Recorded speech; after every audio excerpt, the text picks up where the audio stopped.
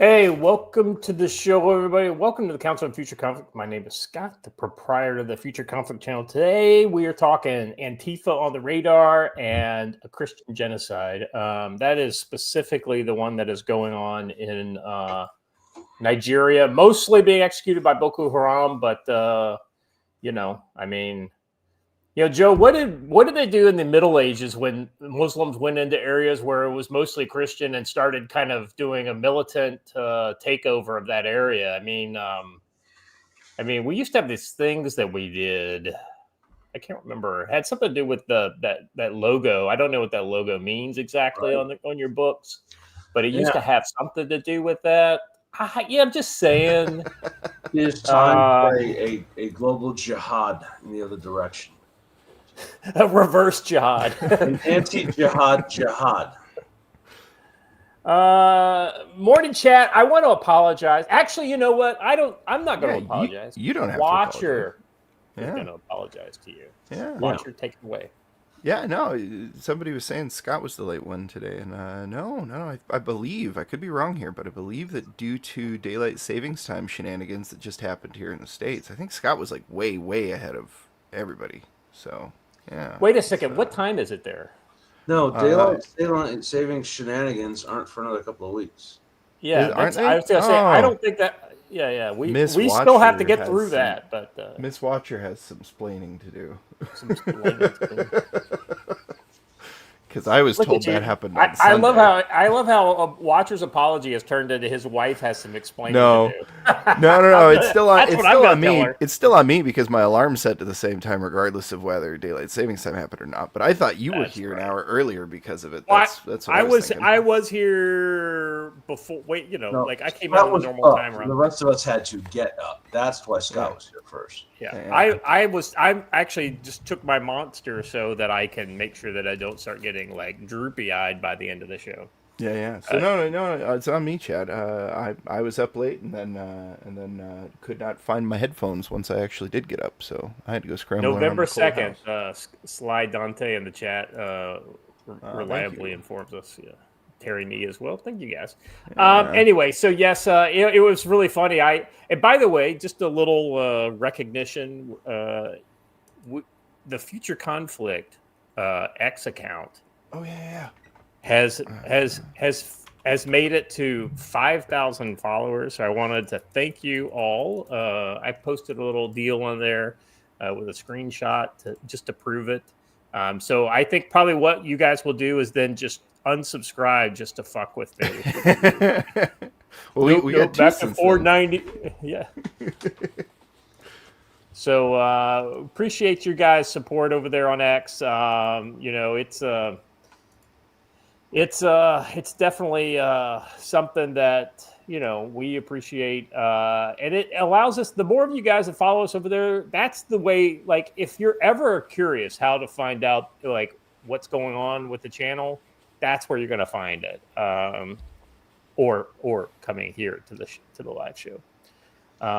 So appreciate you guys one and all. Guys, I'm still struggling with the whole, I deleted all my cache and stuff. So it's like, it's been really funny having to go through that whole experience. Kind of re-logging into everything is a fucking pain in the ass. It is. So we're going to talk about Antifa. Okay, guess what? We've been talking about Antifa a lot lately. But today we're not talking about the city of Portland Antifa, like ruckus that they've been, or as some like to say, an insurrection, which is exactly in Portland. I think that you have the best case for insurrection because of the civic nature of the support for Antifa. But anyway, we're going to talk about the funding. We're going to talk about foreign terror organization talk. I don't know if it was officially designated, but there was that Antifa roundtable the other day at the White House, and a lot of stuff came out about that. We're going needs to pass, no doubt. So we're going to talk that. We're also going to talk about the actual the organization of the Antifa network. I think network is actually a pretty good, kind of because there's a decentralization going on where it's a lot of fellow, like, like-minded travelers or whatever, who may not be directly connected to each other, but they're connected like independently to central figures and central funding streams. And so Glenn Beck had a really good video. We're going to watch that, do EFAP that video, kind of talk about the funding streams for Antifa. And then we're going to talk about this Christian genocide that's been going on. No, so like, as you know, if you've been following our channel for a while, we talk about the Sahel, what the hell is happening in Sahel, quite a bit over the last couple of years. And if I could say, of all the things that are going on, there's been a lot of interesting little kind of narratives coming out of that conflict. I think this Christian genocide in Nigeria is something that's been going on for a while. This is not something that, hey, it just happened last week, right? This is something that if you guys are kind of followers of international affairs, Squishy Hunter, Scott knows EFAP. I actually asked Joe, do you know what EFAP means? He's like, no, what does that mean? So, yeah, I'm hip. I'm with it. I'm one of the. Unfortunately, I'm not a normie. I wish I was. Then I could be complete blissfully ignorant of all the internet goings on. Joe, how you doing today, brother? I'm well and good. Looking for my coyote friend. He was out here literally howling at the moon 2 nights ago. So we are ready for his arrival, we'll just say. And we're going to invite him to stay forever if he shows up again. But anyway, yeah. How do you? I know people have domesticated, like partially domesticated, coyotes. How do you do that? Is it just put food out for them and? You get to mess them up and raise them. You can't domesticate something that was already wild. Yeah. Same thing with mountain lions, right? You get them as a kitten, but anyway, there is that, and we're packing for the road trip, wherein we leave tomorrow for the greater North Carolina area. Quick announcement for everybody: there will be a good supply of Exumbris Designs Tactical Wisdom radio pouches at Mountain Readiness and at the Scout and Recce course. So if you want one, you let me know. I have them all now. So it's going to be... Wait a second. Exumbris what? Radio pouch. Tactical Wisdom radio. Yeah. You and I have already... Yeah, you already have one. So I have a whole bunch more, and we'll have them out. That way you don't have to wait for them. They'll be ready to go and hand one to you. I know that we had a discussion in the Bible study chat the other night with guys about, I don't have a radio pouch. I could solve this problem for you. So now these are the radio pouch. Actually, you know what?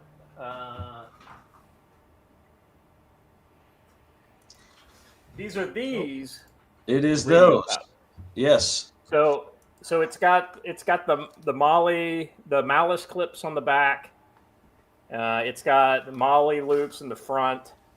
It's got Velcro here, and then it doesn't have the fiddly bits, but it does have the buttons for the side, and you've got so you can use this absolutely, especially if you're using a jack or something like that. You don't have to like pull it out to use it, but at the same time, you've got if it's already set up, this is all you need. So, yep, and it covers the light and everything else. Yep, that was the thing that I was kind of curious about. I was like, how are they going to solve that problem? But sure enough, Patrick, I see your chat, dude. I have 118 of them. I think you're going to be fine.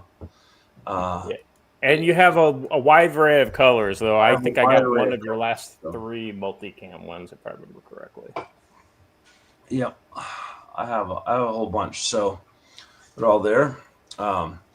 if y'all want to, financially support my trip, head on over to Tactical Wisdom and make a donation. That'd be great. Somebody's got to pay for all that biscuits and gravy on the road. That's exactly right. And all the eggnog that you're going to drink this. Yeah, Arctic Boy. No, we don't have any in Cad Pat because we're not socialists. Did you see the guy who posted the Nogger tab on? No. See, there should be an anti-Nogger tab. It's like Oh, I'm sure that'll roll out here pretty soon. Guys, some of the niche camos are hard to get. That's why we don't have any in Rhodesian Brushstroke or Cad Pat. John, I bet if you were to tell him in the chat right now, which color, what color you want, and I don't know if you've got his on X, but I bet DM him and he'll let you. Get him Cad Pat. So who? Come on, Cad Pat. Are you serious? That's just a worse version of the Marpat. And Squishy Hunter, Alpenflage, we're straight. This is not a don't tell place. Now, Joe, let's be honest. You don't have Rhodesian brushstroke, do you? That's because Rhodesian brushstroke is stupid expensive. Material wise, especially in like 500 dinar Cordura, which is what I think this is made out of. Watcher, how you doing, brother?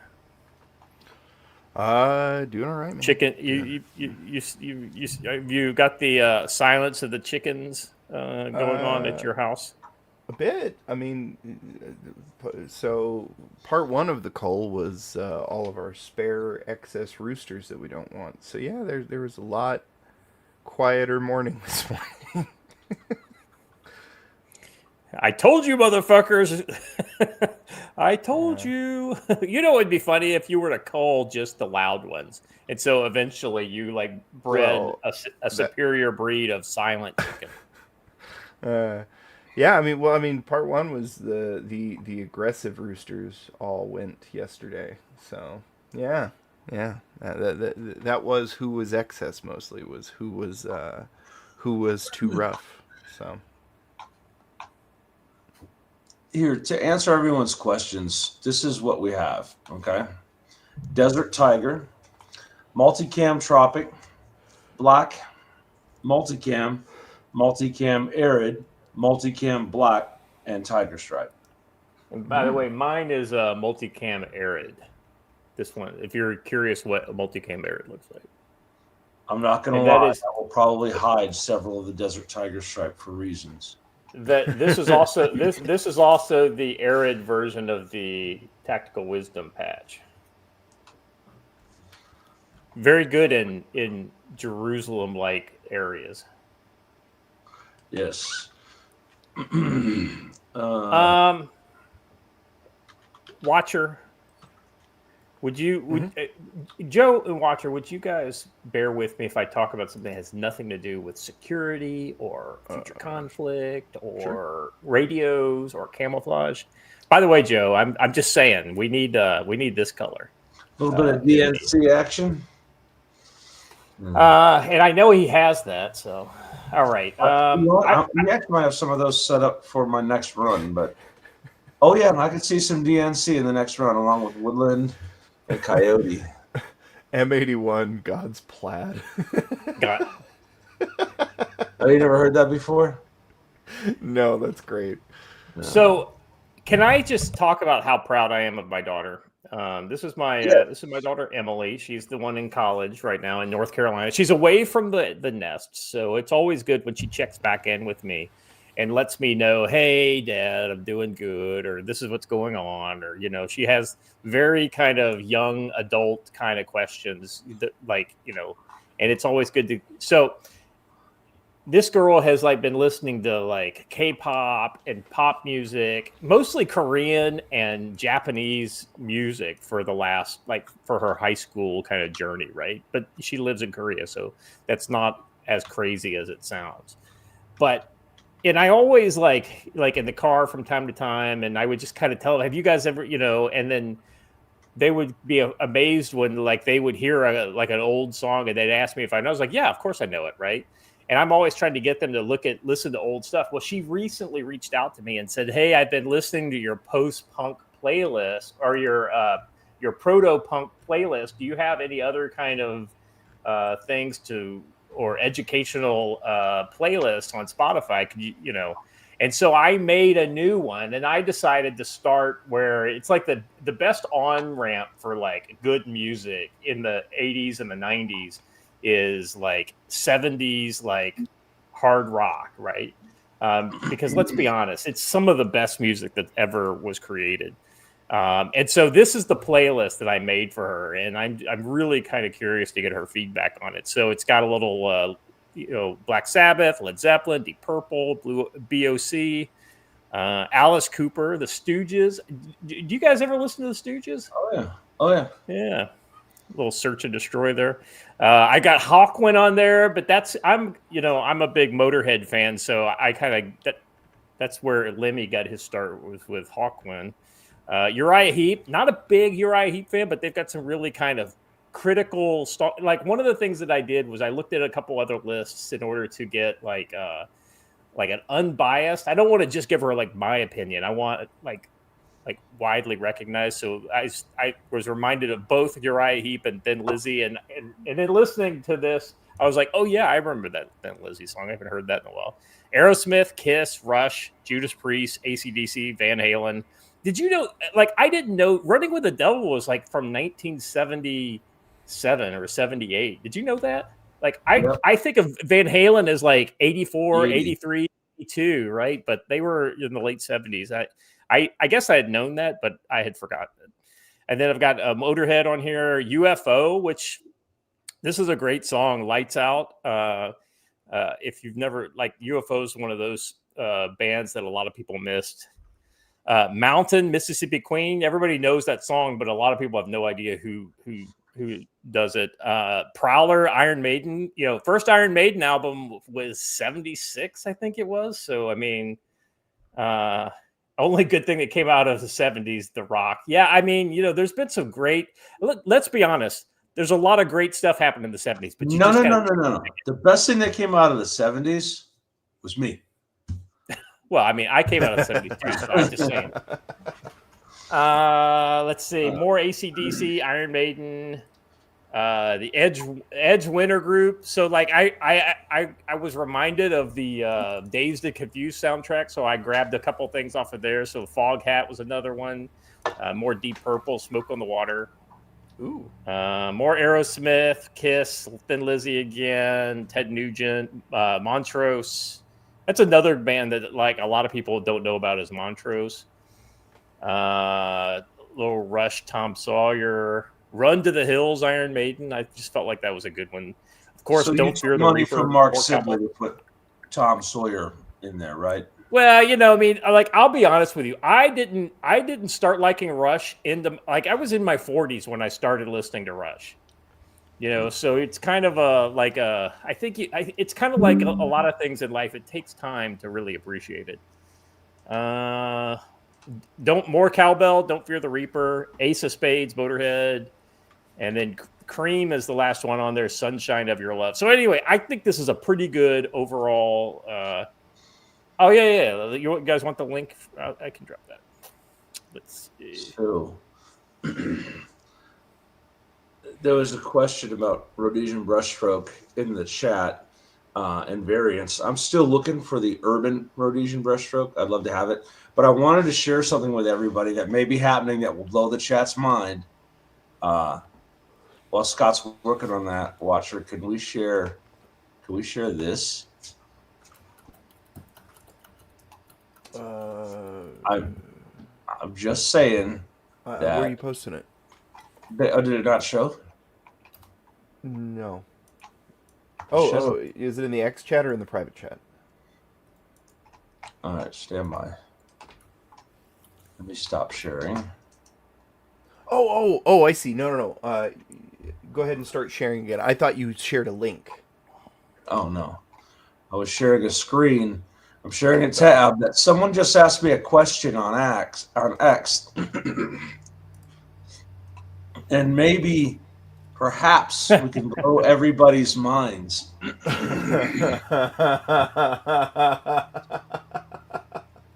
I'm not gonna lie; these are some pretty nice looking shorts. I'm liking those. Pink Floyd, Dark Side of the Moon. I'll be honest with you, like the whole like Pink Floyd, The Wall thing I don't know. I got a bad taste in my mouth when it comes to Pink Floyd in general. I like Wish You Were Here. That's the album I listen to. Yeah, the music's great. I just don't appreciate it because of like various reasons. Right. Let me issue a warning, Dove Omega. Even in your context of mocking it, we don't allow anyone to mention the song Imagine by John Lennon in our chat. It's communist gobbledygook, and we will not accept it. Well, it's anti-Christian, at the heart of it, you know? Right.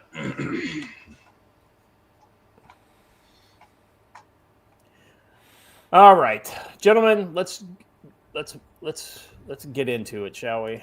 By the way, it's a Friday show. I don't know what your time hacks are, Joe, or Watcher, but I've got time and I've got chemicals in my bloodstream. So let's go. We'll see. I have a plumber coming. You know what?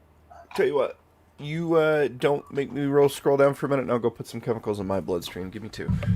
All right. Beijing moves to curb rare earth supplies weeks ahead of Trump's Xi talks. China has announced sweeping new export curbs to rare earths and other critical minerals, tightening its grip on global supply chains just weeks before Donald Trump and Xi Jinping meet for trade talks. The Ministry of Commerce this Thursday said foreign exporters using even trace amounts of Chinese rare earths must now obtain export license, citing national security. Equipment and technology for processing rare earths and manufacturing magnets also will face new restrictions. Beijing later expanded this list of controlled products and effective November 8th to include 5 additional rare earths: holmium, europium, ytterbium. I don't think any of these are real, Joe. I think they made these up just to kind of scare us, like made upium, like doleolium. Did you know that? Yes, totally. No, that's a legit essence. See, essence of failure. Anyway, so here's the thing, Joe. They've been threatening this just long enough to where people have been thinking like maybe we should get into the business of rare earths outside of China. And so even during the Biden administration, when the CHIPS Act came down, as flawed as that thing was, there were some decent parts to it. Now, it didn't have a lot of money for domestic production of rare earths and things like that. But what it did have is a lot of people thinking, if America is aware of all this stuff, then maybe they would be aware of their ability to export from other sources. So people started getting into the, realizing that there's a future market for non-Chinese rare earths. So Australia and several other countries have started to kind of ramp up potential exports of rare earths and also production of magnets and things like this. And there are startups in America that have basically they were already underway at the beginning of the Trump administration, but have been supercharged by both private and government unobtainium, right? In government funds in order to kind of begin production of American sources. China fucked this up, Joe, because it's not like this is stuff that only China has. America has just as much rare earths as China does. We just don't want to process them and mine it on our because it's kind of dirty and kind of a process intensive type of thing with a lot of chemicals and a lot of potential negative side effects for the environment. And those are the remediation and cleanup. So exactly right. And so it's the same thing with plutonium. I mean, not plutonium, but uranium. One of the reasons why we were buying Russian uranium is because we decided that we didn't want to do the mining of that in the U.S. Now, uranium is a little more kind of rare. You either have it or you don't. But America has that as well. So it's just been really interesting. I think this is a bad move on China's part because it forces us to go somewhere else. And 10 years down the line, nobody's going to need China's rare earth because not only will we be making it here in America, but other countries like Australia, probably African countries, are going to be providing a lot of this stuff. We've already begun bringing, what is it? Not cobalt. There was something in the news this week that a first, kind of batch of this ore from Africa was being shipped to America. And I think it's from like Congo or that area. So you're basically going to see us go somewhere else. And China's not going to have that kind of arrow in their quiver. What they should have done is to kind of squeeze it just enough to make it a little more expensive to raise the input cost for U.S. use of Chinese metals. Now, eventually, we would have responded to that as well because ultimately, it's market forces are what drive domestic production. And so, yeah, I mean, Joe, thoughts? I think that we could ramp up domestic production if we were forced to by something like, say, war. But when there is this great place called Africa that everyone's getting them from already and relatively cheaply, why would we? And a lot of these things that say China's rare earth product exports are actually things they've mined in China, mined in Africa, repatriated to China, and then sold. So, the Molly B comes almost exclusively from Africa. Watcher, are you back?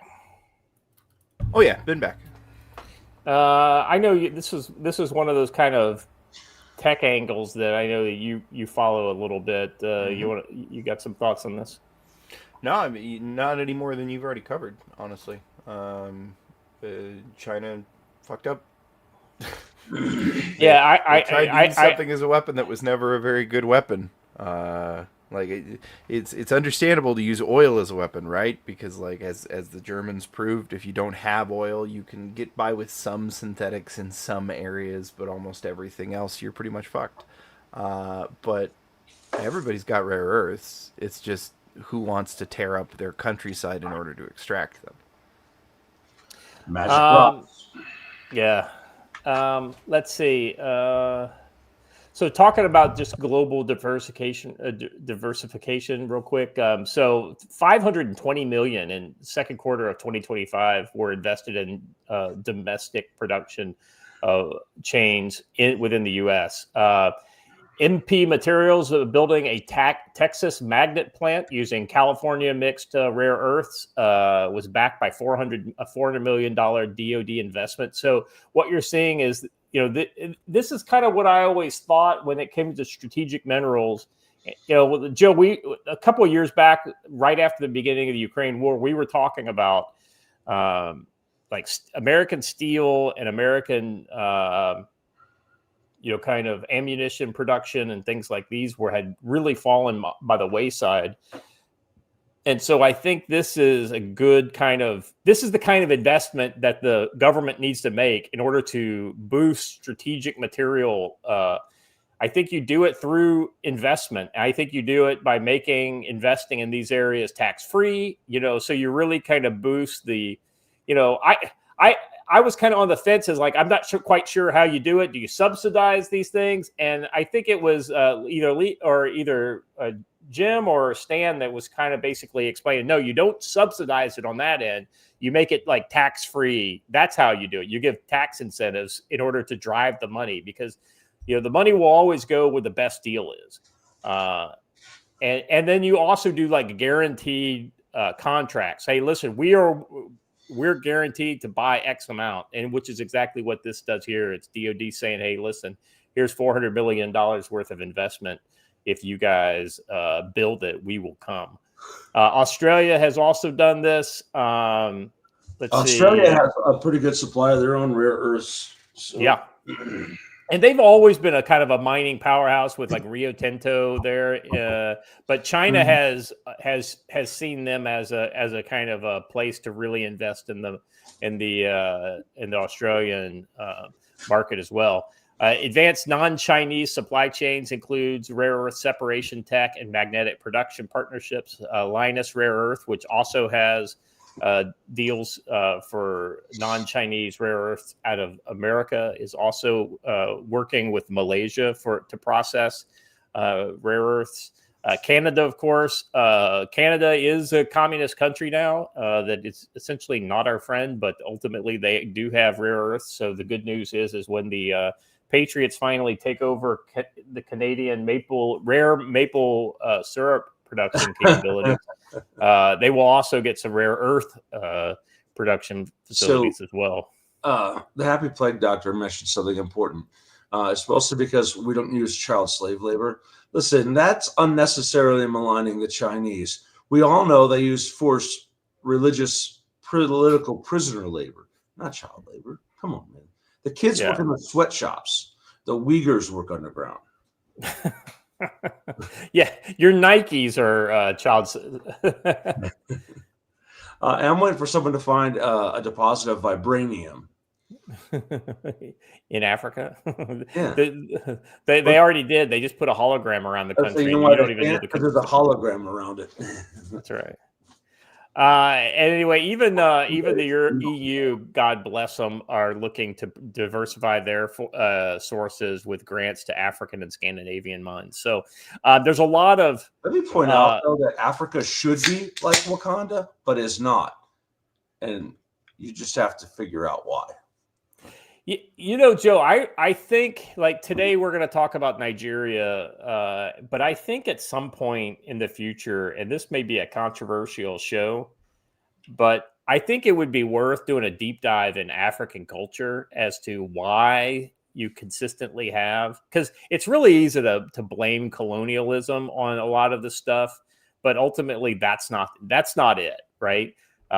You know, parts of Africa, which is fairly free of external forces, are just as fucked up as those that have had external colonization for 200 years. So it'd be interesting to kind of look at that from a cultural lens to kind of figure out why conflict is so, rife in that area.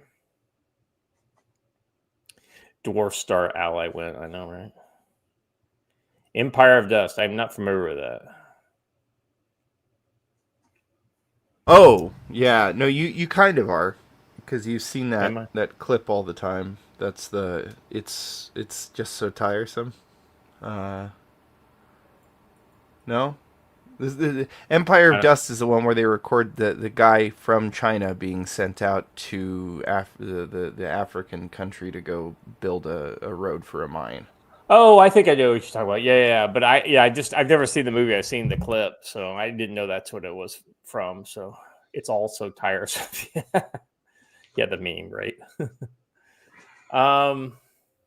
The most meme-worthy thing that I saw recently about African culture was the idea that this is a guy originally from Africa questioning people from Africa about this. So it's kind of blacks talking about this stuff together, which is exactly the right way to do it. And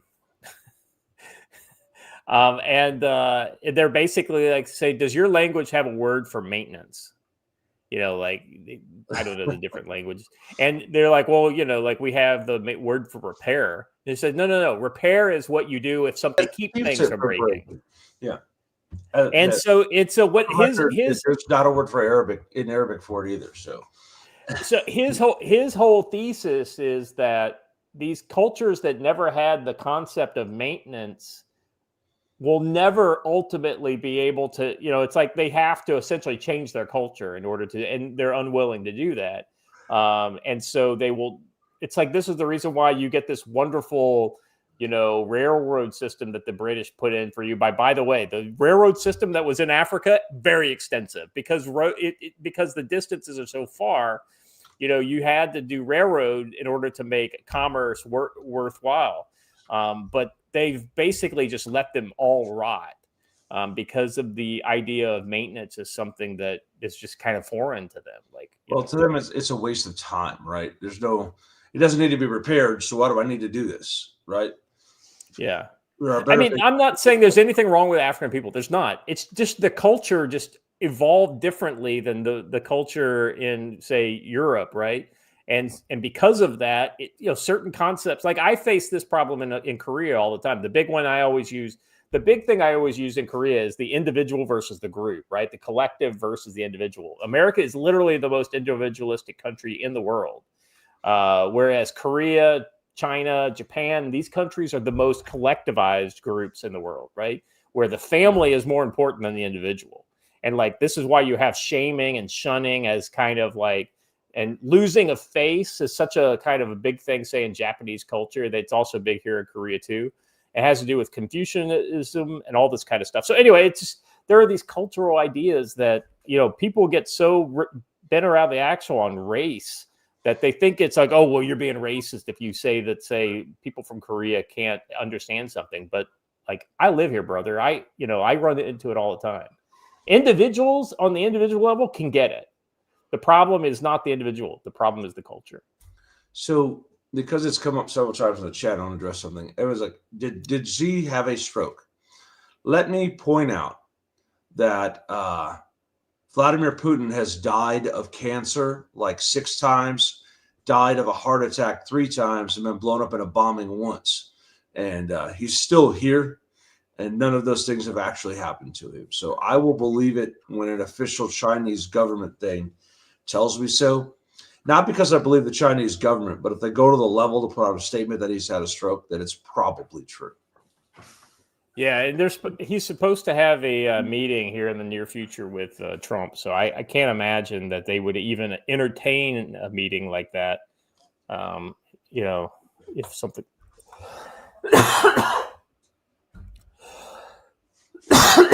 Excuse me. All right. Moving on. What's next? Yes.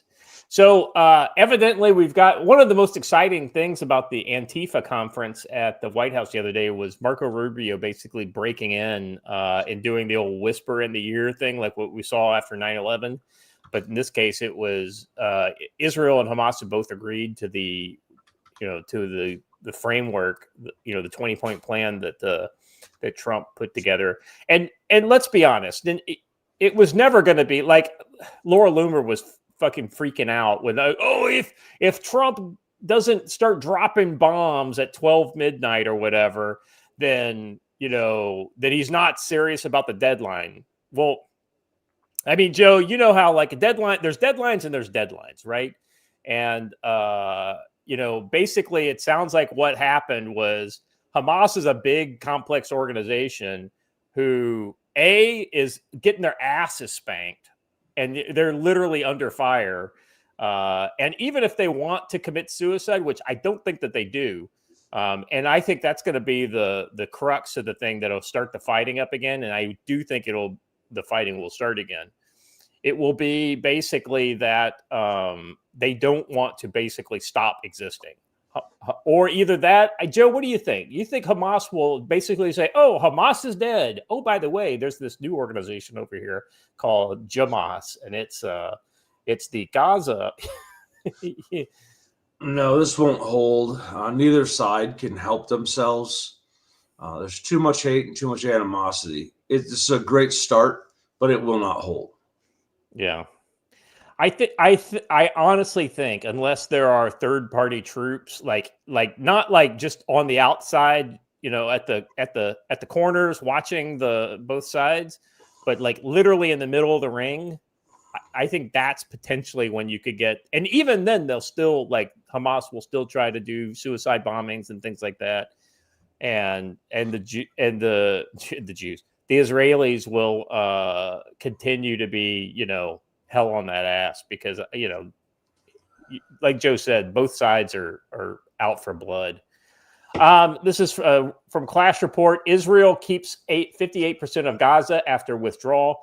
Under the new ceasefire deal, Israel will pull back troops to the so-called yellow line within 24 hours, but will still retain control of 58% of the Gaza Strip, including key areas such as Bet Hanun, parts of Gaza City, Khan Yunis, and nearly all of Rafah.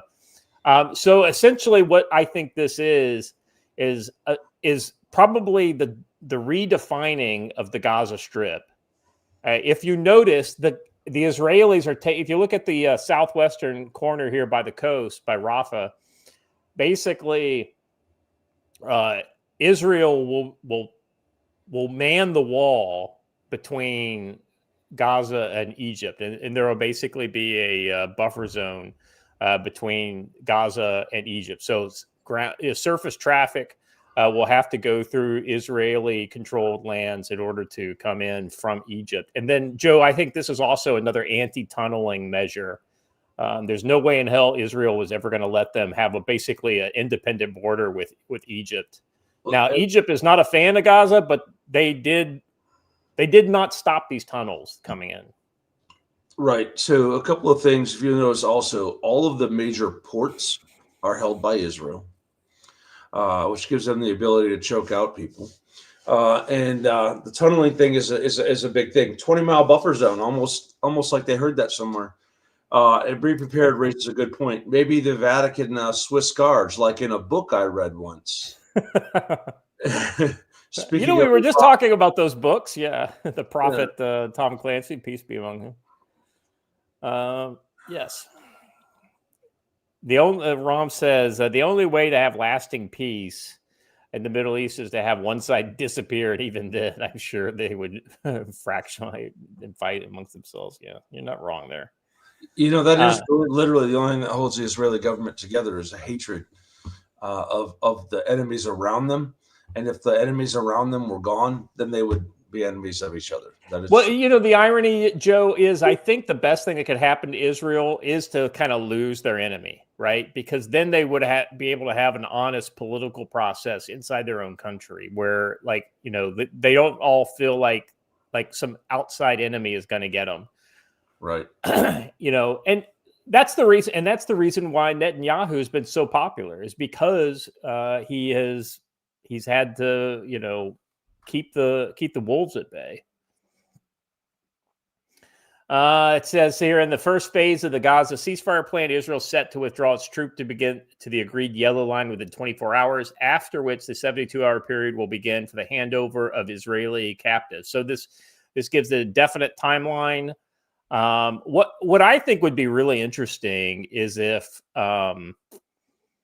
they built some sort of, the Gulf states could do this if they really want, if they want to kind of really put the investment into Gaza, if they were to build some sort of a harbor or something like that into here, so the third party ships could come in, but I don't think Israel would ever allow that, just because then that would be an independent way that arms or other kind of contraband could come in. So I think you'll see all of the new building supplies to rebuild Gaza come in through these overland routes. I heard about this group once that did an expeditionary pier. It didn't work out very well. Yeah, I keep seeing numbers of casualties from that, and I keep going, that can't possibly be right. And then I look it up, and oh no. It was right, and they wait a second. What are you talking about? Were completely hidden. Oh, sorry, the Gaza pier operation. Maybe I was. Oh yeah. That's what I just brought up. Yeah.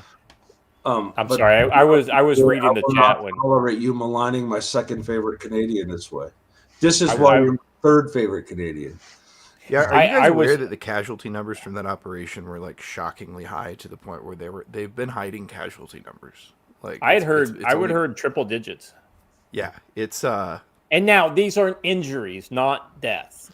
No, but in fairness, injuries in an operation that should have that literally everybody told them from the get-go, this is not the equipment to use in this type of situation. Well, even the experts on that equipment said that.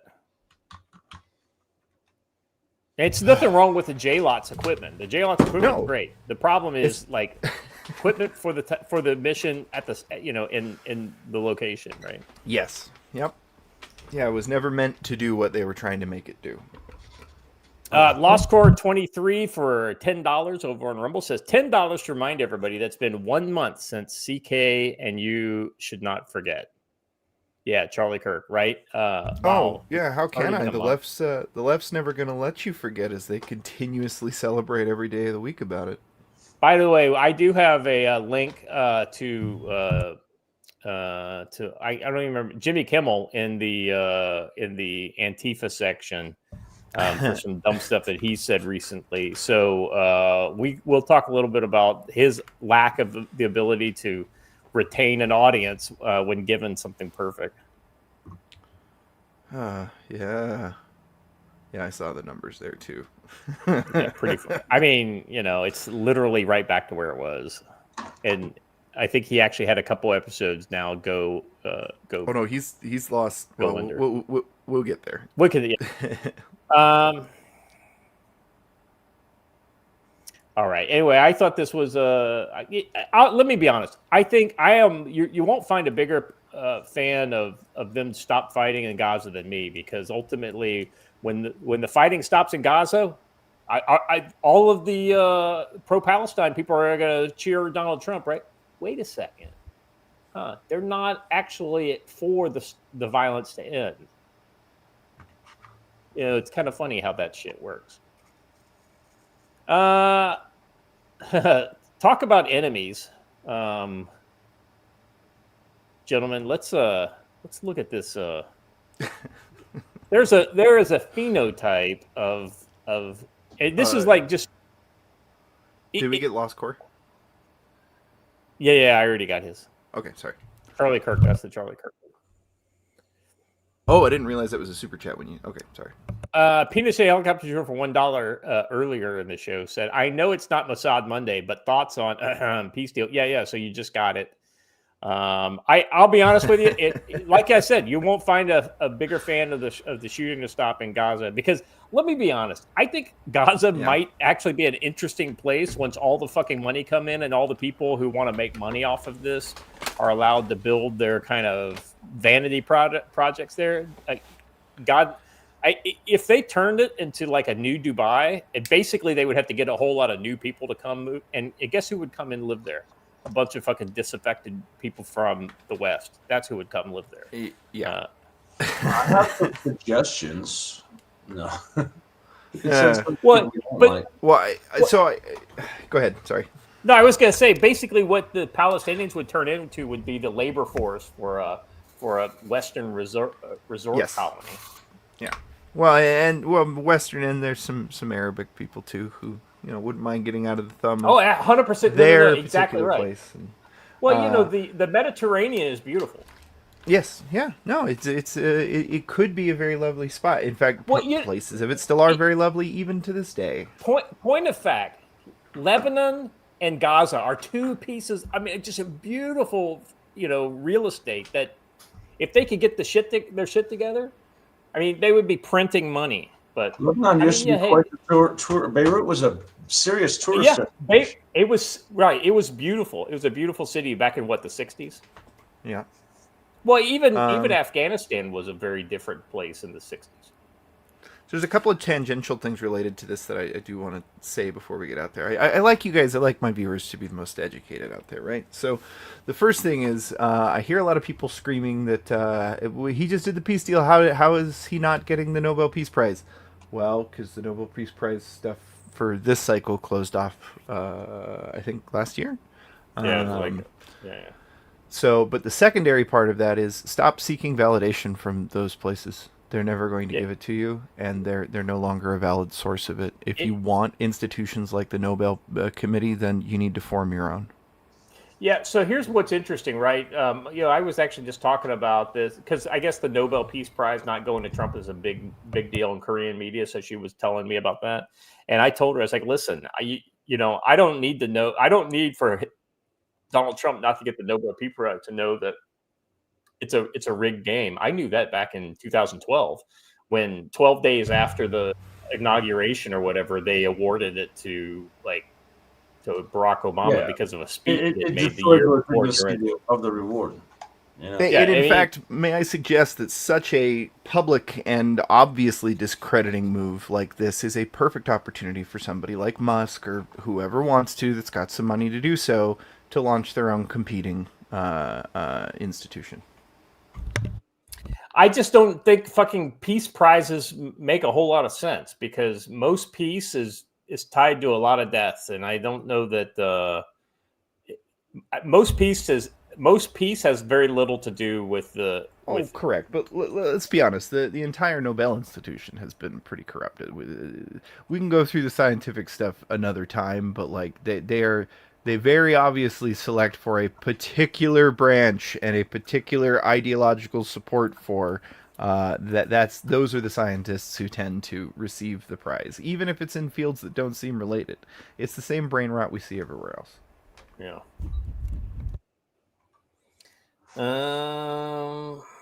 All right, let me get back to feminists have discovered nose ring theory. I think this is freaking hilarious. All right. Guys, you we've been talking about it for a long time. The blue-haired land whales, the nose rings. I think this image here, she's got a ring on one side and a stud on the other, or like a post or whatever, and then a bull ring in the middle, and then she's got like a nail, what looks like a nail going through, like right here, and then she's got a through and through post, A labret, two balls, right? Yeah, and then she's got plugs, which are fucking disgusting. Yeah. And when hoops going through the plugs, and then it looks like you could see She's got some industrial piercings up on top of it too. Well, right, and inside the cartilage in the middle. So, in a swiftly degenerating world of Western relationships, one factor above all others which can identify the culprit, feminism. The driving force behind third wave feminism, it's actually fourth wave feminism, is where we're at right now. Is not a pursuit of equal rights, which women already have. It's a pursuit of power, like the communist movement. Here's the thing: third wave feminism actually focused on girls. Fourth wave feminism is what basically said that anybody can be a woman. If you look at the ideological roots of feminism, it's inextricably tied with communism. Well, that's neither. I'm not saying feminist theories. I'm not saying feminist theories which have been developed are. I'm saying if you look at the people that were involved and where they say they got their inspiration. If you look at feminists, right, like J.K. Rowling is a feminist, right? If you look at feminists, where they diverge, it shows you the difference between, like, third wave feminism was all about power and equality, right? Like, yes. Literal equality. Like, I want to be able to do everything a man can do, like be president and be in the infantry and all that kind of stuff, right? Whereas fourth wave feminism is about, like, hey, gender is a construct. We already got it. Let's willfully use it as a weapon instead of just kind of exactly right.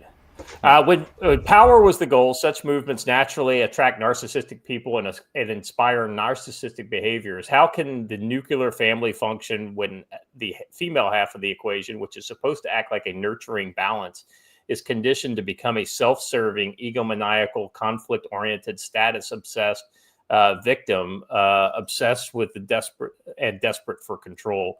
Today, 63% of men are single, with the majority not looking for a partner. By the year 2030, 45% of the Western women between the ages of 25 and 45 will be single and childless. It's a demographic disaster. It's the end of civilization as we know it, and that's exactly what the political left wants. Feminism is the key to creating the crisis because it disrupts the basic biological and psychological imperatives of men and women. This is well documented, but beyond women using their prime years to pursue careers over marriage and family, there is a factor of emotional and mental incompatibility with the vast majority of men.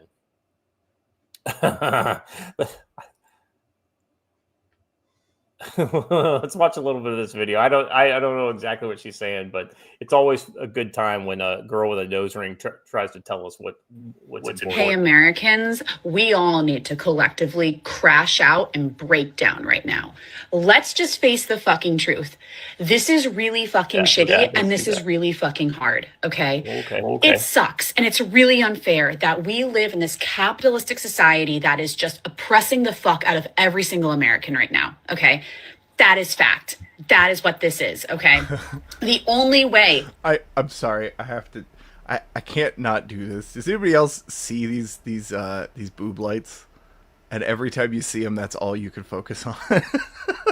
Well, what's funny is that she complains about a capitalistic society, and yet has her house decorated with all kinds of really nice stuff. Oh yeah. Wait, Yeah. But here's the thing for me, guys. I have no fucking idea what she's talking about because she has not, she's been talking in a way that doesn't say anything. It's just words, right? Well, it's all feminists just talk to complain and they don't say anything. Well, hold on. You know what's funny is I already know what she's talking about because I read her username. Feral Carol Pacific Northwest. If you have, I'm gonna give her one more shot. Watch her. Let's listen. All right, let's do it. This is accepting that we are all suffering. You and you and you, okay? Break the fuck down already. Get the cry out. Collapse. Make it as dramatic as you need it to be without harming others. Because once you do that, you can process and then you can heal and then we can move forward. This, so much of this is out of our control.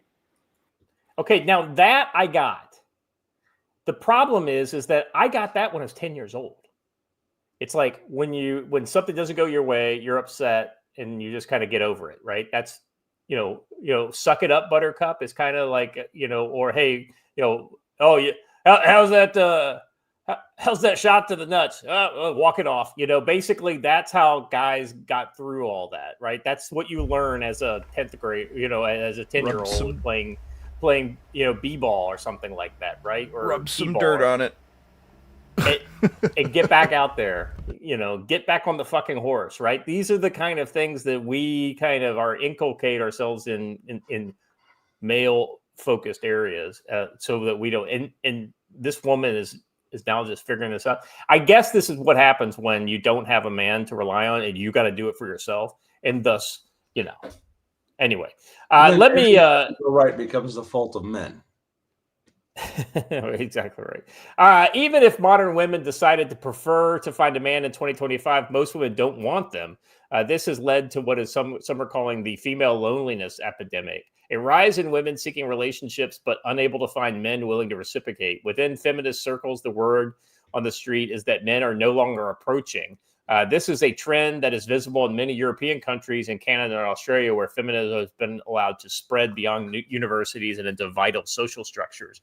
Men wait for women to approach, or they avoid them altogether. This is a natural outgrowth of saying that a man making an unwanted advance, like asking you out on a date, is literally rape, and making it harassment and, oh my gosh, it's the worst thing ever. That's literally on them. So. Joe, that's only one side of the. That's only one side of it, right? You're absolutely correct. The problem is that when guys get past that and they finally get to go on a date with these girls, they find out they're so fucking miserable that it's like, I don't need this shit. Like, I'm just gonna go and hang out with the guys and instead of trying to find a girl for a date on the weekend, I'm just gonna look at porn and then go to bed. Right? It's cheaper, and that's what this is. This is how the whole men going their own way, the MGTOW stuff, got started. So, all right. The theories are numerous. Feminists claim that men are losing their masculinity. And by the way, the worst thing are the male feminists who have also figured out what these women have turned into, and instead of continuing to be men, they have decided to emasculate themselves, turn themselves into kind of women serving eunuchs, but ultimately they are the ones that are most likely to sexually harass and assault these women, oddly enough. Let's see. Too frightened to date strong women. This is a bit of gaslighting and cope. At no point do modern women ever consider the possibility that they are the problem, right? This is exactly what Joe was kind of getting at. Nor do they ask men to explain the situation. Why? Because they don't want to hear the truth. I'm curious. Oh, yeah, play this one. It's only 17 seconds. Oh, boy. I know, right? The male loneliness. I hold on. I gotta say, this one has more than one because obvious warning sign. But like this, any neck or facial tattoo to me is way more of a warning sign even than piercings. 100%. That's like a flashing red. It's that neon. and like it will like purple hair is purple or blue hair. It's kind of like poisonous frogs, you know. Yeah. Epidemic is not real. There's a male loser epidemic, but there's not a male loneliness epidemic. They are just so fucking miserable and draining to be around, and then they're like, why don't girls want to date us? It's because you fucking suck. No one wants to hang out with you. That's right, because you're so miserable, nobody wants to go out of their way for you. She said in selfie mode from her obviously empty apartment. Right. Let's see. One particular trend that's gone viral has been feminists enraged as the nose ring theory, also known as the septum ring theory. This trend is based on the observable stereotype, the idea that many crazy feminists on social media tend to have the exact same physical characteristics. It's blue hair, it's the face, it's neck and full body tattoos. Watcher, you called it there. The high bangs, and of course, almost always they seem to have a septum rings in their nose. Men have noticed the similarities and are now avoiding women with these features. Wait, hold on. He's missing one, and she's got it here. The big hoopy glasses. They do it every time. I can't even explain it. I don't know. Those are pretty common, pretty normal here in Korea. So I guess I'm just not seeing what you guys are seeing. Korea has the lowest birth rate in the world and has a feminist movement literally called No, the it's 3 not. Bs. No. I'm talking about it's like housewives wear those glasses a lot here. It's kind of like the 80s in glasses here. The theory is supported by leftist habit of using symbolic identifiers, much like a cult would use to pick out their adherents in a crowd. When the pandemic mandates failed to garner enough public support in the U.S. and mask requirements were abandoned, largely because masks were proven to be useless, the political left continued to wear them anyway. Why? Because masks have become a symbolic of the cult, a uniform for the woke. The septum ring is a new COVID mask. It's a signal to others. Others believe that they are on the same side. It's the psychological concerns. Women with inordinate body modifications, including ample piercings and tattoos, are seen by men as self-obsessed, impulsive, and mentally incapable of settling for normality. Nihilism is common, not to mention depression, manic unpredictability, and a lack of emotional intelligence. In other words, they may be unhinged. This doesn't stop men from looking for a good time, but it does stop them from seeking long-term relationships. You know, the capitalist in me says that now is a great time to invest in fake and or temporary septum piercing and nose piercing companies. I'm just saying. I mean, you know, it's kind of like knowing these people's lack of commitment. I think that's a pretty safe bet that that's going to be pretty popular. I just remember this. He was a Christian, but he wasn't like, I wouldn't say like an evangelical or anything like that, but he was a Christian. And he said that he was a restaurateur, and he said his most lucrative investment was in a gay bar. He's like, I don't appreciate what they do, but man, they spend a shit ton of money at the gay bar. So he's like, that is an investment that I'm very happy for. All right, this is another short one. Let's double nose ring theory here. Is it one of these videos? Hold on. Yeah, that one, the fat girl with the glasses. Oh, she's got the swoop hair too. This is bad news. I am crossing the street 2 blocks away. I know, right? So if we're not going to have the revolution and overthrow the government, can we please proceed to the apocalypse where everybody dies? I don't see it on my screen. Yeah, there we go. Shoot. Right. Sorry about that. Let me go back. Yeah. All right, good. So if we're not going to have the revolution and overthrow the government, can we please proceed to the apocalypse where everybody dies? Because I don't want to be here anymore. I'm making $600 every 2 weeks. I can't survive like this. I can't pay my bills. What are we doing? Are we going to do something?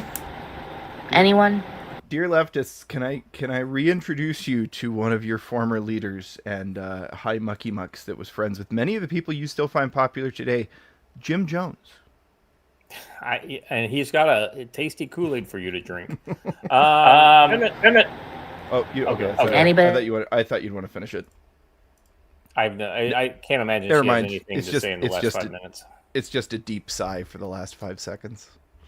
Feminists seem to have recently discovered nose ring theory and not happy. They admit that the theory is somewhat accurate, but also argue that men are not being honest about why they avoid feminists. They say that men are scared away from the biseptum ring because it represents freedom and a woman who will not be controlled. In fact, with a bull, isn't it exactly that? It's like a way to control the bull. They say that men are scared of, let's see, in reality, it simply indicates a woman who has succumbed to woke ideology, a form of insanity that very few men are interested in dealing with. And these young women then wonder why they are living alone with their cats. The interesting thing is I have actually seen women who have overcome their woke mind virus, and the good news for them is they can remove these, and it's very hard to know that they were that way in the past, but it's If they really move past it, sure, but the ones who are just trying to hide know that the internet is forever. Well, like a face tattoo is kind of hard to, like even if you get the laser removal, it's still scarring sure, and but things. you can take out the septum piercings, and you can undye your hair, and you can let it grow out. You're not going to take back the posts or the family members that you told were fascists and need to go kill themselves. Oh, I totally agree with you there.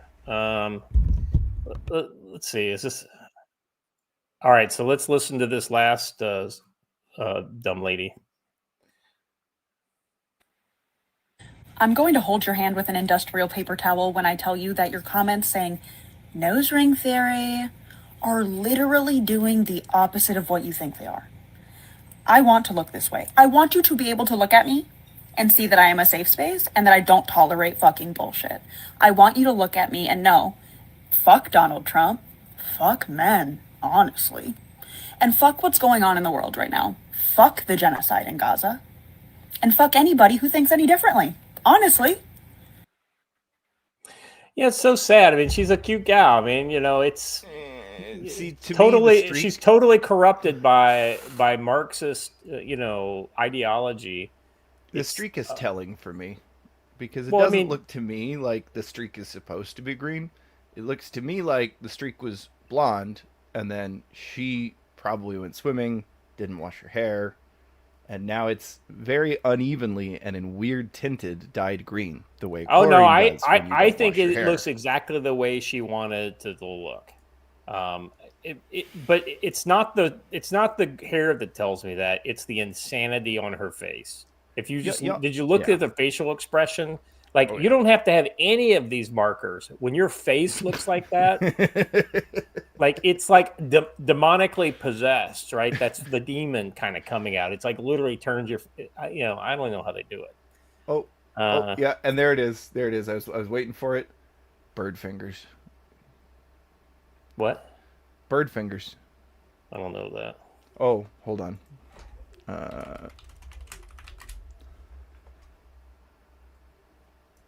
Oh, come on. Google sanitize. It's that thing women do where they turn their finger into a bird and they point it right at the camera and they peck at you with it. Oh, like this? Yes. In the past, leftist women were more difficult to identify and avoid. No, they were hippies. That's what they were. So many men have been caught in the trap, blinded by the promise of companionship, only to be held hostage by a succubus who cleaves to their soul and destroys the one thing men value above all else, peace. Thankfully, the political left's propensity for rapid self-identification has saved a lot of men a world of grief. Yes, this is right. And for everybody in the chat who is bemoaning the fact that I'm showing you these people. I think this is think of it as target identification and avoidance 101. We don't want to identify them to engage them. We want to identify them to avoid them. And we want to also be reminded of the things that we need to remind our children. When these people show up as the teacher in your child's class, that should be an indicator there, or maybe your child's teacher is great, but there are other teachers that, the music teacher, right? Like she's got the blue streak in her hair, or she's got a septum piercing or something like that. I mean, if your kid knows about that, okay. I hate to say it. It's one thing for us to talk about this stuff. I was going to say, hold on a minute. Talk about this stuff to our kids. Yeah, hold on a minute, gents, because listen, all of you, most of you are old enough and experienced enough to know most of these things. The 20 and 18-year-olds, and guess what? There's new of them every year.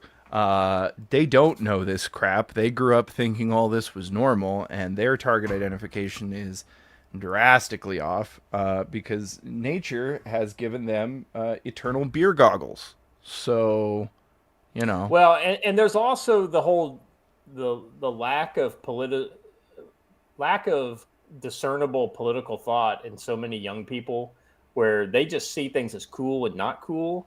And so, hey, Britney's got a nose ring. That's cool. Britney's cool. So the nose ring has got to be cool, right? It's the whole plastics thing from, from Mean Girls, right? And so many of these young women just kind of like follow into this woke ideology, and that's literally how. And it's not even like the things, like the trends, the external things. It's the things that they say. Well, fuck Donald Trump, right? Or yeah, I support Gaza, right? They have no idea where Gaza is. They couldn't find it on a map, but they support the Palestinians somehow. Well, listen, we've got somebody who can confirm here, because I do have a theory. Astoria says he's one of our probable few Gen Z viewers, and I think you're probably correct on that. Welcome, by the way. Yes. Question for you there, Astorius, though.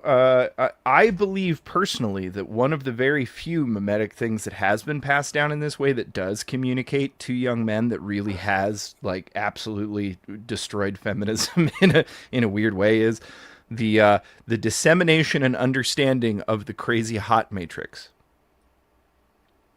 I legitimately think that has done a number on feminism's ability to propagate. I think you're right there.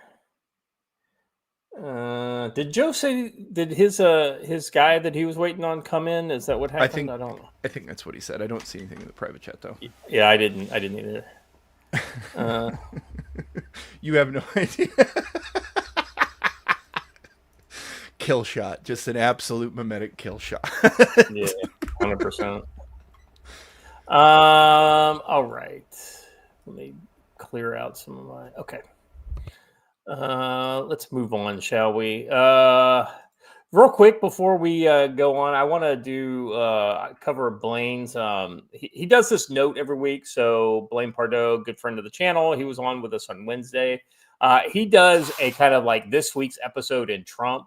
And I just want to let's just go to that image at the bottom. It's horrific.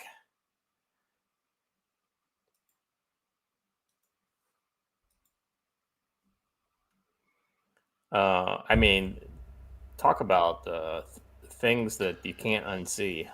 Such pain. So many dimples.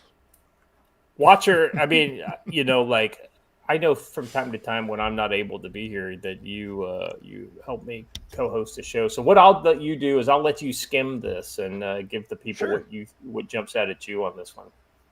Sure. In this week's episode of Trump, the Presidency, Season 2. Man, have we already reached Season 2? Oh, right, because it's American TV seasons where it's one per actual season, right?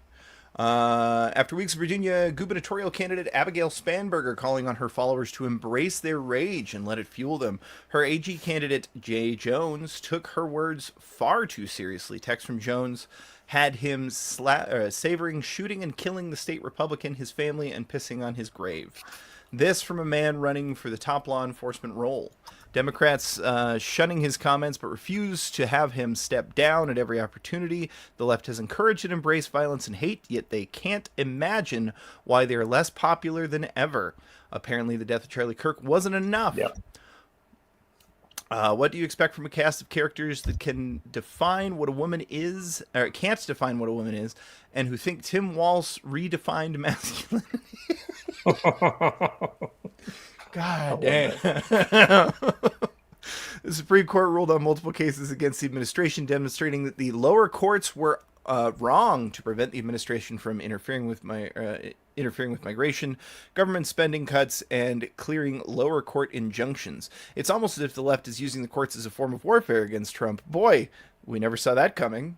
Federal judge blocked the president from sending National Guard troops to protect a federal facility and personnel. Even a 10-year-old knows this ruling is retarded. Thank you. Good use. If justices were removed from the bench for having their rulings overturned, things would be a lot smoother for our judicial system.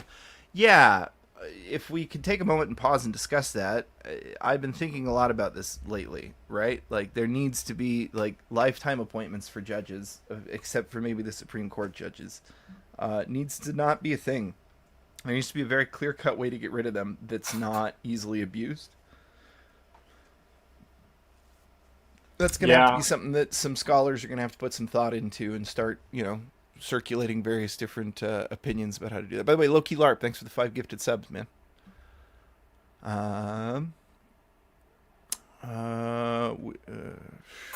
We all await the inevitable overturning of this ruling. In Chicago, a woman was shot ramming a federal vehicle and displaying an AR-15. The legacy media simply reported that federal She had an AR-15? Apparently, that's news to me. Yeah, I thought she had a pistol, but it wouldn't surprise me. Federal forces shot a woman, omitting the important part of the story. It really is easy to hate CBS, NBC, ABC, and CNN. I didn't mention MSNBC because even their own staff didn't watch them. Don't watch them.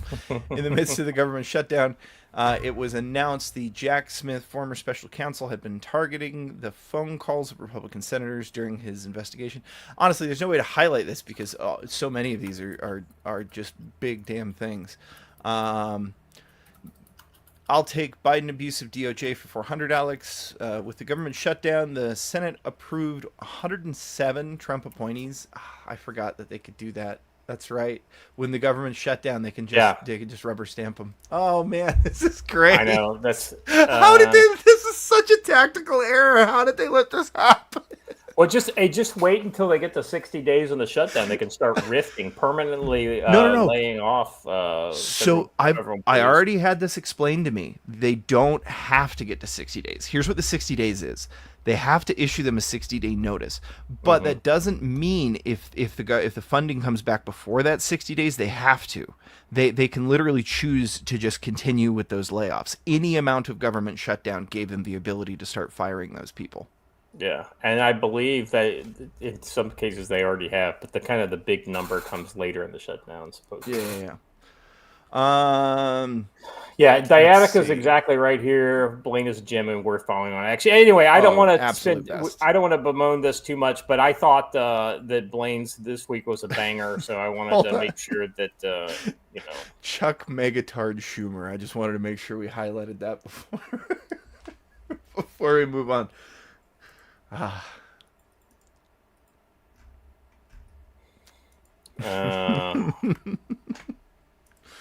He has a way with words, doesn't he? Yeah, Loki LARP, thank you very much for your generous support over there on Rumble. He made sure that you guys who don't have memberships have one now, so thank you.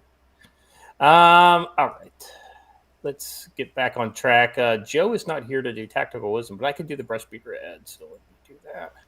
All right, so tonight we're exposing Antifa's organized chaos in America and the horrific Christian genocide in Nigeria. From street battles to global atrocities, danger is real. Step up with our sponsor, Breast Beater Store, led by Matt, a.k.a. NC Scout, delivering training and gear to face the fight. When Antifa riots or persecution strikes, let's see, where was I? Persecution strikes. Breast Beater's RTO course equips you with a secure to coordinate resistance, keeping you connected in urban unrest and remote crises. Level up with the advanced RTO course, mastering signal intel and electronic warfare to outmaneuver agitators or hostile forces. Tactical combat casualty care trains you to treat wounds fast, saving lives in street fights or genocide zones. I don't think we're going to be in genocide. Well, I don't know. I take it back. You could be in a genocide zone very soon. For precision under pressure, Kyber Optics MDO offers a close emitter red dot with shake awake and 50,000 hour battery life, perfect for targeting threats in the chaotic clashes. And for emergencies, with that training you got at the TCC course, you've got the Tactical Operator Response Kit, or TORC IFAC. It has a tourniquet, chest seal, hemostatic gauze in a small pouch, ready for trauma. Get battle ready at Brush Speeder's Yanceyville, North Carolina training facility, or shop brushspeeder.store/collection/training/collection/optics, or product/tactical operator response kit. Use code CFC10 for 5% off courses, optics, and medical kits or gear. Orders over $100 shipped for free. Big thanks to Matt at Brush Speeder Store for backing the Council on Future Conflicts. Visit brushspeeder.store, enter code CFC10, and stand strong. Now back to the show. All right. Oh, back. $10. $10 on Rumble. Yeah, I got that. See, Westby didn't have Joe here to do the Tactical Dash Wisdom, so he decided to do it for you here. He says, go to tactical-wisdom.com and buy a book or all the books. Your enemies are buying his stuff. Do the same so you're not caught with your RBS shorts around you.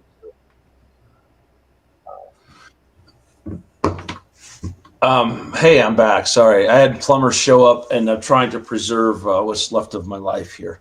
This is Tactical Wisdom is unhappy with the temperature of the shower, and we were trying to get that fixed. So fair. And I'd like to get it fixed before I leave.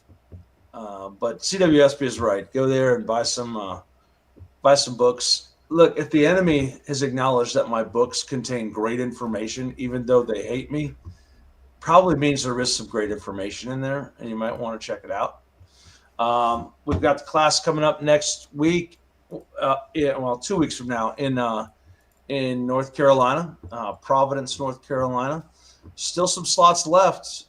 You want to come and hang out with us, hang out with a lot of the fun folks who are going to be around.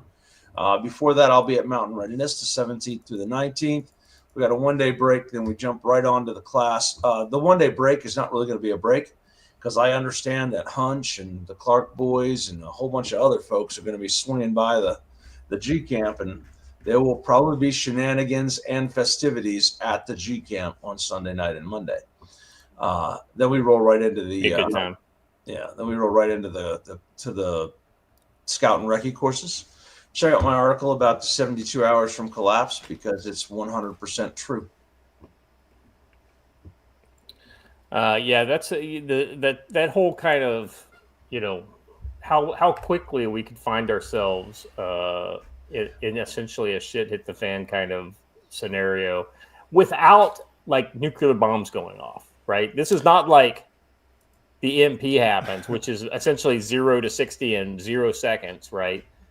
This is the collapse, right? And it probably would be local and regional.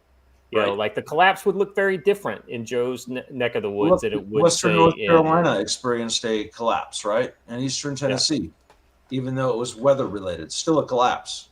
Right. That's exactly right, Joe. If I may point out, you're 72 hours from a collapse, and you're also 72 hours from receiving one of these books if you order it right now. Yeah, you could be 72 hours from receiving a book. Yeah.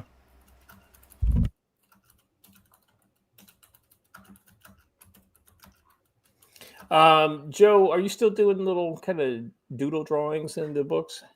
I'm sorry, what? Are you still doing doodle drawings inside the books? Depends. If people send me a DM and ask, then yes. I'm just saying, that's some high quality artwork that you're missing out on in chat. If let's say you've bought his book off of Amazon a while back, but now you're a Dolio fan. What you really want is a signed book, and let him know that kind of order it through DM on X, and I'm sure he will hook you up with some custom art. Yeah, you don't have to do it for like rebuy the whole series. You could just buy one. I think that'd be cool. I think everybody in this chat deserves some Dolio art, and that's a good problem for you to have. If Joe says, "Oh, I got the," thanks Scott for mentioning that. Now I got like 20 people who want me to do signed and drawings on their books. I mean, that would be a terrible problem for Joe to have. So. It'd be a horrible problem to have. So let me address a couple of the questions that came up in the chat. We are already in the collapse, Rick. I said a full collapse in 72 hours. We're in a partial collapse right now. So, and then Karen O, how long to receive the book? I am not now, nor have I ever been, an employee of the United States Postal Service. But I can assure you this. If you place an order for a book today, it goes into the mail today. Beyond that, it's up to the Postal Service. And I will be honest, media mail is the slowest one ever.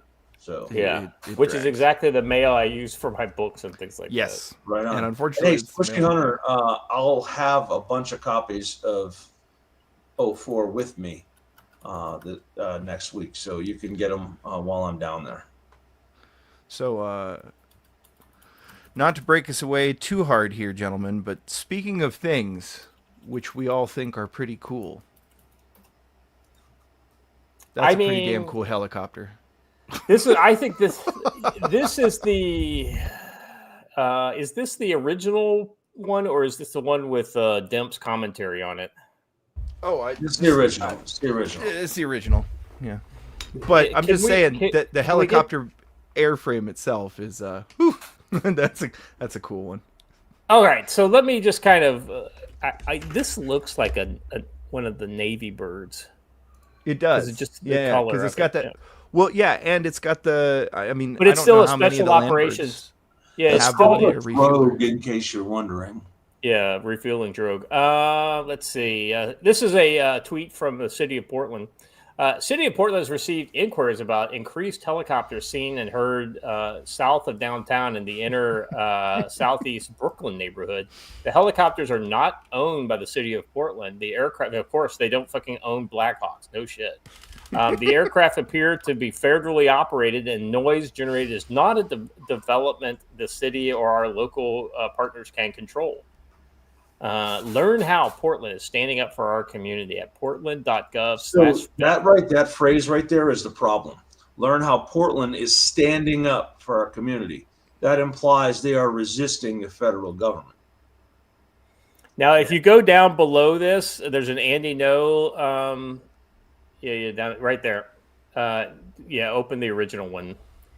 A Portland Antifa blog is announced at 9 p.m. on October 11th. So that is tonight for you guys. They plan to organize a laser attack to try to crash a federal aircraft flying over the ICE facility. Antifa plan to gather at multiple locations in the city and deploy lasers in an attempt to ground all spy planes. This will also serve as a distraction so other militants can take more daring actions elsewhere in the city. The Department of Homeland Security announced on September 30th the arrest of 4 criminal illegal aliens for conducting laser strikes on airborne helicopters in an attempt to blind aircraft personnel. Lasers have also been used to cause injury and into federal officers, both during the current ICE occupation and during BLM Antifa rioting in 2020. Joe, it would be so easy for the feds to hack the comms on these people and literally be there ready for them to shine their lasers, so they could literally. I mean, it's 20-year. It's like a 20-year sentence. Yes. Potentially, if you because it's I think it's almost the exact same as firing a gun at a. Yeah, it is. But remember, hold on, because you're missing something here. Because this takes it to a new level. If you do it on your own, it's a 20-year sentence. if you do it in conspiracy with others. Well, and let's be honest, this is an attempted use of force to inhibit or hinder the enforcement of federal law. Therefore, it's a seditious conspiracy, and you could theoretically be hung. And for those of you saying, Joe, this kind of goes back to the previous story. Like, who would do this, right? What kind of people would do this? I just want to remind you guys of who would do this. Oh, sorry, I hit the wrong button. There we go. This is who would do it. So it's almost like the article before us was on to something, Joe. The phenotype of. It's almost like you could tell why they're so angry. They're not getting any. They're not getting any. Anyway, but this brings up a good point we brought up earlier. Who are the actual idiots who are willing to throw their lives away doing dumb, low-level street violence? That's not the majority of Antifa. That's the bottom 10%. So pull up the original flyer again, because I want to make a comment on this. And I want to point out that they had a lawyer assist them in this image, right? Because if you look, not one of the laser beams is pointed at the pilot's seat. Yeah. That's what they intend. But they're saying here, if this ever goes to court, no. We told people to shine them at the helicopter, not at the pilot. By the way, actual military pilots and the ones flying the helicopter in the photo, this will not impact one bit because their visor is shielded against that. So, yeah, good luck. Also, another thing, I noticed that they said spy aircraft. Okay, dipshits, first of all, the type of aircraft that they fly over your protests that take photos once a second so they can track you from your house to wherever the fuck you went, watch you do the bad stuff, and then follow you to wherever you are right now. Those fly high enough that you can barely see them with the unassisted. You would need a robotic arm to be able to track that precisely enough, and even should you hit the aircraft, you would be striking the belly. The pilot's on top.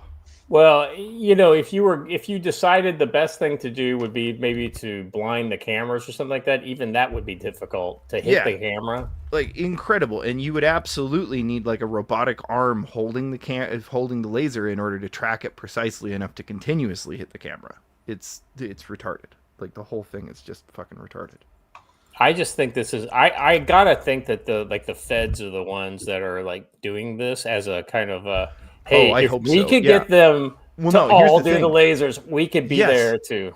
Yeah, here's the thing. Like, if that is true, it would be a fucking masterstroke, because the second you shine one of these up into the sky, if we have 3 cameras up, which you guarantee you that's going to happen, we can triangulate exactly where you're shooting from, and we can do that within like milliseconds. There's computer programs that are auto rigged up to do this.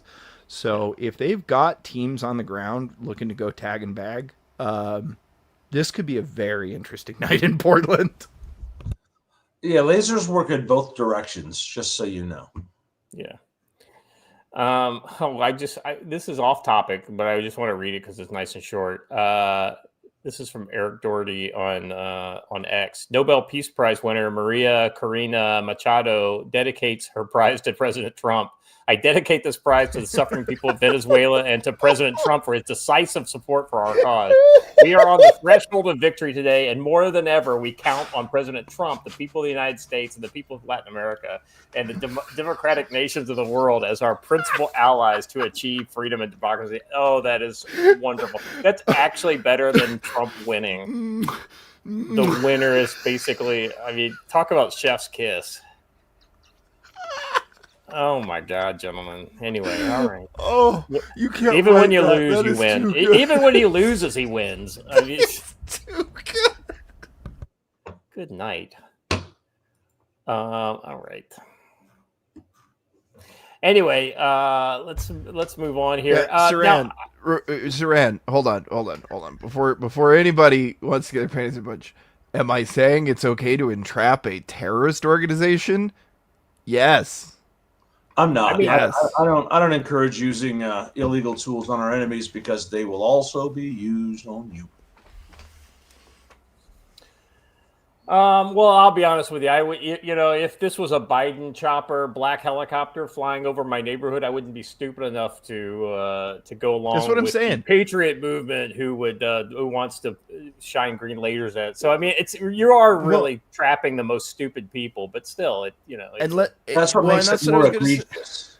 Yeah, you're probably right, Joe. But still, it feels because the guy, the one guy that they have as the ringleader of the Michigan. Is borderline retarded, and everyone knows it. Yeah, that's a problem. So. That guy would never go to trial for most crimes in the inner city, but because he's a white guy who likes Trump, then he's exactly. Look, I am of two minds about this, because I would have said exactly what Joe said not that long ago, but I'm thinking about it now, and I'm like, if we applied this to Hamas, I would actually be completely fine if somebody was in the U.S. trying to entrap terror cells into doing things that aren't actually going to hurt anybody. Again, aren't you? Probably, because like I said, I'm of two minds about this, because I completely see where you're coming from. One must be careful not to become worse than the monster you claim to be fighting. Well, I hear you, but the alternative seems to be letting innocent people get attacked. I don't know. I in this case, I always say, what would John Clark do? And I don't know the answer to that, but it's probably not this. John Clark would kill people in their sleep. That's right. But he would know they're bad guys before he does it, and then he would save the innocent.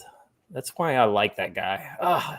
I tell you, Chad, I just finished, going through the audiobook of Without Remorse. Oh, if you haven't dipped your toe into the Clancy pool lately, that's a great one, just to kind of a one and done, because it's the origin story of John Clark. Oh my God, it's such a good. Well, I guess let me clarify. I'm not okay with the feds going out and setting up an operation where they create an organization and use those people to attack and recruit retards to do it. Obviously that's not something I support. But if they find an organization that's a known organization and they try and divert harmful actions that organization was already going to take into less harmful actions that make them trackable, that I'm okay with. I don't know if that's the same thing, but that kind of application, I think that's more okay. All right, let's move on to the next one, shall we? So I don't know if you got this link, watcher. Nope, that's not the. Go back to the notes, and you'll see there's a new second link. Yeah, that's the one. And we'll do the video next. Okay, Trump to designate Antifa as a foreign terror group. By the way, I did not know AOL was still a thing, but it evidently is. And they even have the old AOL. Look at the sign-in. It's even got the old AOL guy in the sign-in. It's funny you would say that, because it was literally just 2 weeks ago, I believe, that the last ever AOL dial-up service was taken down. Yeah. Well, you know what I thought was funny is it's so ironic. AOL bought Time Warner. What? You didn't know that? No. At the height of their power, AOL bought Time Warner. Yeah, it was called AOL Time Warner for a long time. And basically, they did a merger. And essentially, when the AOL business basically dried up and went away, Time Warner's kept kind of trucking along and basically reabsorbed everything and became, Time Warner again. Gotcha. Or I don't know what it is now, but let's see. President Donald Trump said Wednesday he would classify Antifa as a foreign terrorist organization. This is the correct answer. I mean, saying they're a terrorist organization, that's great. This is what could actually put a little teeth into. Yeah, this is where actual sanctions and actual criminal penalties apply. Can I look? I hate to be the 4D chess guy, because, as you know, I generally don't buy into that. But when you have this many smart people in a group, particularly Steve Miller, I do lean a little more credence to this. What if they did the domestic first, because that doesn't have teeth, and so it caused all the idiots that would associate themselves with it to start yapping, and then followed it later with the designation as a foreign terrorist organization? Well, both as a way to float the idea. No, I agree. there's a lot of smart people in the room with Trump. The problem is there's not a lot of smart Antifa people, so they're going to yap no matter what, I think. Yeah, but I think legally he had to first designate them as a domestic terror group so they could look into funding. Then when they found foreign funding, now it became better. But let me just point out the screen grab there. Absolute baller move, because if I could place myself sitting squarely between those two, I probably Yeah, I know. And for all of Pam Bondi's stupidity, she is not. She's pretty easy on the eyes for a 60-year-old lady. Also, this roundtable on Antifa is really good. I know everybody's got busy schedules, but if you want to take some time, they assembled basically many of the foremost thought leaders on Antifa in one room and had them talk about it. It was pretty good. Yeah, they even had like Nick Sorter and some other kind of like citizen journalists who've been covering these people. It was Andy No there. He would have been like first on my list of people. Yeah, he was. Yeah. So, but Pam Bondi gave this whole thing the kiss of death by vowing that she's going to do something about it. Everything she has vowed to do something about has had nothing done about. And she except for her recent actions against the Second Amendment, oddly enough.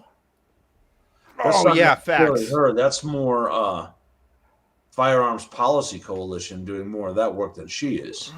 Oh no, we're meaning the opposite. She's continuing to pursue anti-Second Amendment stuff that the Biden administration had been pursuing. Squishy Hunter, well done. Computers used to scream when we connected them to the internet, and we never heeded the warning. that was the Omnissiah coming in, into birth. I particularly, I've always enjoyed the spectral mapping of that. If you guys have ever seen what that sound looks like visually, it's crazy. All right, Trump convened a White House roundtable on Antifa. By the way, Watcher, if you can find maybe a clip or two from this, I would. This is the whole thing. This is an hour and a half long, so that's not. So that there might be some clips down below. So I know that Andy No had his posted. I think that was a 7-minute segment. Here's a 4-minute. All right, let me read here, and then we'll watch a clip here. Let's see. No State Department action has yet placed Antifa on the foreign terrorist organization list. Would you like to see it done? You think it would help? Trump asked the FTO designation. I'd be glad to do it. I think it's the kind of thing I'd do. Does everybody agree? If you agree, I agree. Let's get it done. Okay, let's get it done, Marco. We'll take care of it. Sounds good to me. I love that. That is literally how he makes policy, right? It's like he's got a lot of people surrounding him that are all pretty smart and they know a lot about this. He said, "Yeah, everybody's nodding yes on this. Let's do it." Right? I mean. I think that's very interesting. That being said, I know this is not the first time he's had discussions on these issues, but it's one of those kind of things. I think it's really it's telling to show that he's willing to show the world these kind of discussions. The epidemic of left-wing violence and Antifa-inspired terror has been escalating for nearly a decade, the president said earlier in the roundtable. Epidemic of left-wing and Antifa-inspired terror has been escalating for nearly a decade. At universities, Antifa has organized riotous mobs to attack campus speakers. I see it all the time. And these are agitators, anarchists, and they're paid. And you'll find that out. You'll be finding it out very soon. You should see what we have on these people. These are bad people. These are people that want to destroy our country. We're not going to let it happen. They've used armed gangs to assault local police in cities nationwide, and they've attacked journalists reporting on their crimes. So the journalists that report on their crimes, don't worry, you're very safe. I hope that's not going to turn you around, but they have been very threatening to people, but we're going to be very threatening to them, far more threatening to them than they ever were with us, and that includes the people that fund them. Boy, I didn't hear that. That's I don't know. Does my heart good. Yeah. I mean, he's saying all the right things, guys. I mean, granted, there's a difference between talking and doing, but I'm really excited about some of the things that are coming out of the Trump administration here. A couple other things real quick. Let's see. Any move to place Antifa on the FTO list would have to come from the Secretary of State, Mark Rubio. So you heard it, he said in the quote earlier to get it done, Marco. Yeah, he was there. and he asked, I believe, so this all surfaced because a reporter asked, will you label them a foreign terrorist organization? And Trump's like, I don't know. I think that's a good idea, isn't it? And then turns to Marco Rubio, and then Rubio's like, yes, sir, we're in the process of doing that. All right. By the way, did you guys see the, this is kind of off the subject, but did you guys see the White House Twitter account? No. What's going on with that? Oh, I want to. This is like the wholesome comedy, shutdown comedy that I'm here for. All right, watch. I'm sharing in the private chat here. This is what I'm talking about when you have to lay out for all your public affairs people. It says social media manager still furloughed thanks to Dems, but photo dump, and then you've got a thumb and a finger and just a random picture of the, you got an out of focus picture and then another thumb of the. I fucking love this. Yeah, you need to start putting a watermark on it or something. That'd be funny. I mean, can I just say that there are some people in the White House that absolutely get us. Even we may complain about things that the Trump administration's doing, but things like that just show me that there are good people working in the trenches. All right, let's move on to the next one here. So this next one is a video this is Glenn Beck. Everybody knows Glenn Beck. He was talking about the Tides Foundation, Acorn, George Soros back in what was it, about 08? Yeah. 9? Yeah, it's been a while. 10, right? Kind of like when he was really kind of pushing the whole what was it called? To be honest, it's around the rallies. He was doing the freedom. Like the DC rally. I actually went to that DC rally, and so I think it's very suiting that people are starting to listen to this stuff, and so a lot of reporting has come out, and so he has kind of dusted off the chalkboard to kind of explain some of the things that he's been explaining for years. So I thought this is a great video. So all right, just Joe, Watcher, when you guys want, just tell to pause and or pause it, Watcher, and we'll talk. So let's and then you have this funding sources. Now this is interesting. Again, who do you write your check to? This is split between nonprofits and foundations, also crowdfunding sources. Now, I already mentioned the Tides Foundation, one of the darkest of the dark left-wing radical money funnels on the planet. Who knows all the trails that lead back to Tides? But just for starters, let's look at these. Tides Foundation funds an organization called Alliance for Global Justice. Money from here.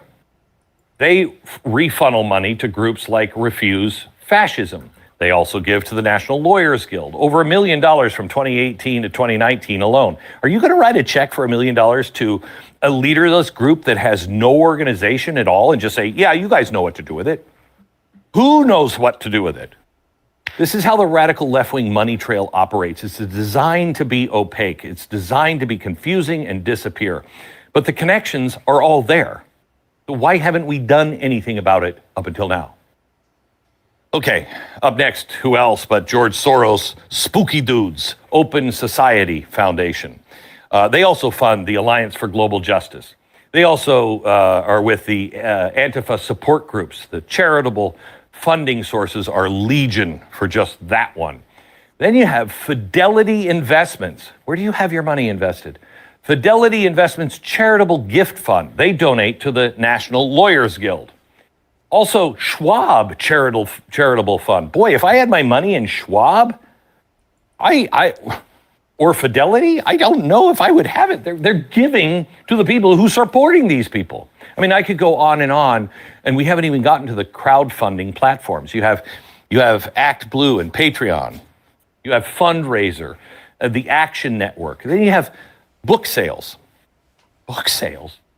Oh yeah, book sales, like the college professor that produced the Antifa handbook.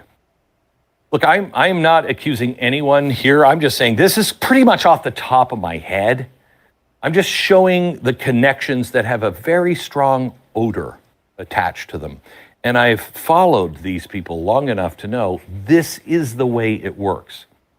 This one chalkboard alone is enough for the Trump administration just to start. I mean, just Yeah, and I'm gonna pause and just say the only thing I'm gonna add to this is that if this is he's doing this in a list format, if you did this in a where funds go format, you find out that this is all a big web where they purposefully make these charity organizations that all make donations back and forth to each other. It's money laundering. Yeah, well, yes, but if you've ever seen a mixer in a if you know what a mixer is in a crypto setting, right, where like it sends it from wallet to wallet to try and obfuscate where the money comes from. That's literally what they do with these 501c3s, and then who knows where it comes out and who knows where it came from.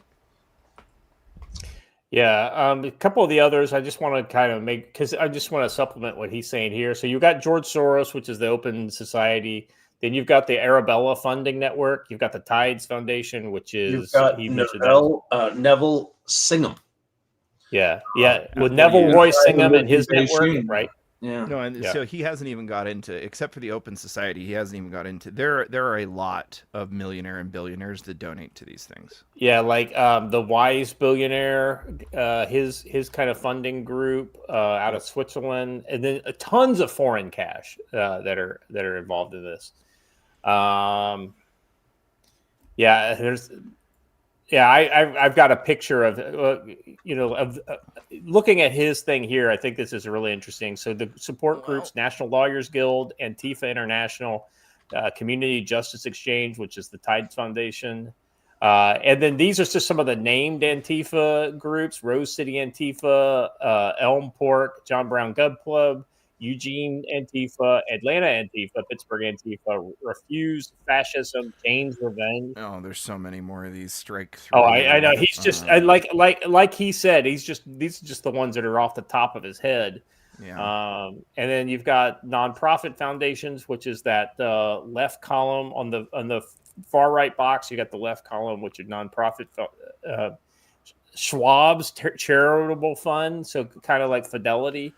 Yeah, back crowdfunding, because also the Ford Charitable Funding Foundation. God, there's like 5 or 6. Basically, listen to NPR. I'm not even gonna lie. Like, if you listen to NPR, like almost all of the ones that are like during the NPR charitable funder breaks, it's the same people. Yeah, 100%. I thought this was good. Let's go ahead and finish this up, and then we can kind of address this question by finishing. Was John Brown a lefty? Yes, 1,000%. John Brown was a leftist. Does the Pope wear a funny hat? Read the actual history of Bleeding Kansas, not just the John Brown raid. He went in there to support Democratic political candidates and literally murdered people in an attempt to influence elections. So, yeah. Blaine says, "Not me, Joe, but if given the chance to move a few thousand books at once, would it be worth entertaining?" Right. I asked if he was admitting to money laundering for the right. And they are. And it should be enough alone just to debunk the ridiculous notion. Just the question, who are you writing checks to? $1 million check. Who's cashing it? What bank? Where is this happening? Schwab is giving to just street kids who, what? No. What? It's ridiculous to believe that. Ridiculous. Because they're not. Antifa now has been designated as a terrorist organization. It is about time. And it is time to turn over all of the stones. I am proud to say that after the first of the year, we're turning over not just the little stones, we're turning over the big boulders as well. We will show you in an epic special much more on this. Anyway, I think of all of the kind of popular conservative kind of commentary voices, Glenn Beck has been like the number one guy who's been on top of Antifa going back 20 years. So I think if you had to go to one, I think this is who you go to. Watcher, before we move on to the next, which is kind of some of the some kind of on the lines of what you guys shared. If you could share this Gunther Eagleman X tweet post here, I think this is a good one because Vishnu? No, this is a clip from the Antifa conference that kind of goes into the funding stuff. Just let's play this. Impassioned. That's important. Oh, sorry. Hold on. Hit a button on my mouse. Sorry. Because you should feel like that. Please, go ahead. Mr. President, thank you for having us here and bringing together this panel of brave journalists, everybody on this side of the room. And no one can speak to the violence better than these people here. So I think we know that this is not just a story about violence and chaos, as you alluded to, Mr. President. This is a money story. And at the Government Accountability Institute, my colleague and I, Peter Schweitzer and our team, we followed the money, and we followed it to the top of what we call the protest industrial complex, Riot Inc. And we found a network of NGOs. It's not just the Soros network, the Open Society network, it's other funding networks, the Arabella funding network, the Tides funding network, Neville Roy Singham and his network, Foreign Cash.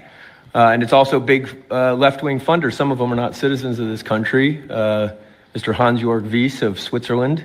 They're pouring money into this entire ecosystem. And so I want to share 3 money facts with you about what we call Riot Inc. Number one, like any corporation, Riot Inc. has many divisions. It doesn't just have the Antifa boots on the ground division. It has PR divisions. It has marketing divisions. It has a very well-funded legal division to get these boots on the ground back on the streets as quickly as possible.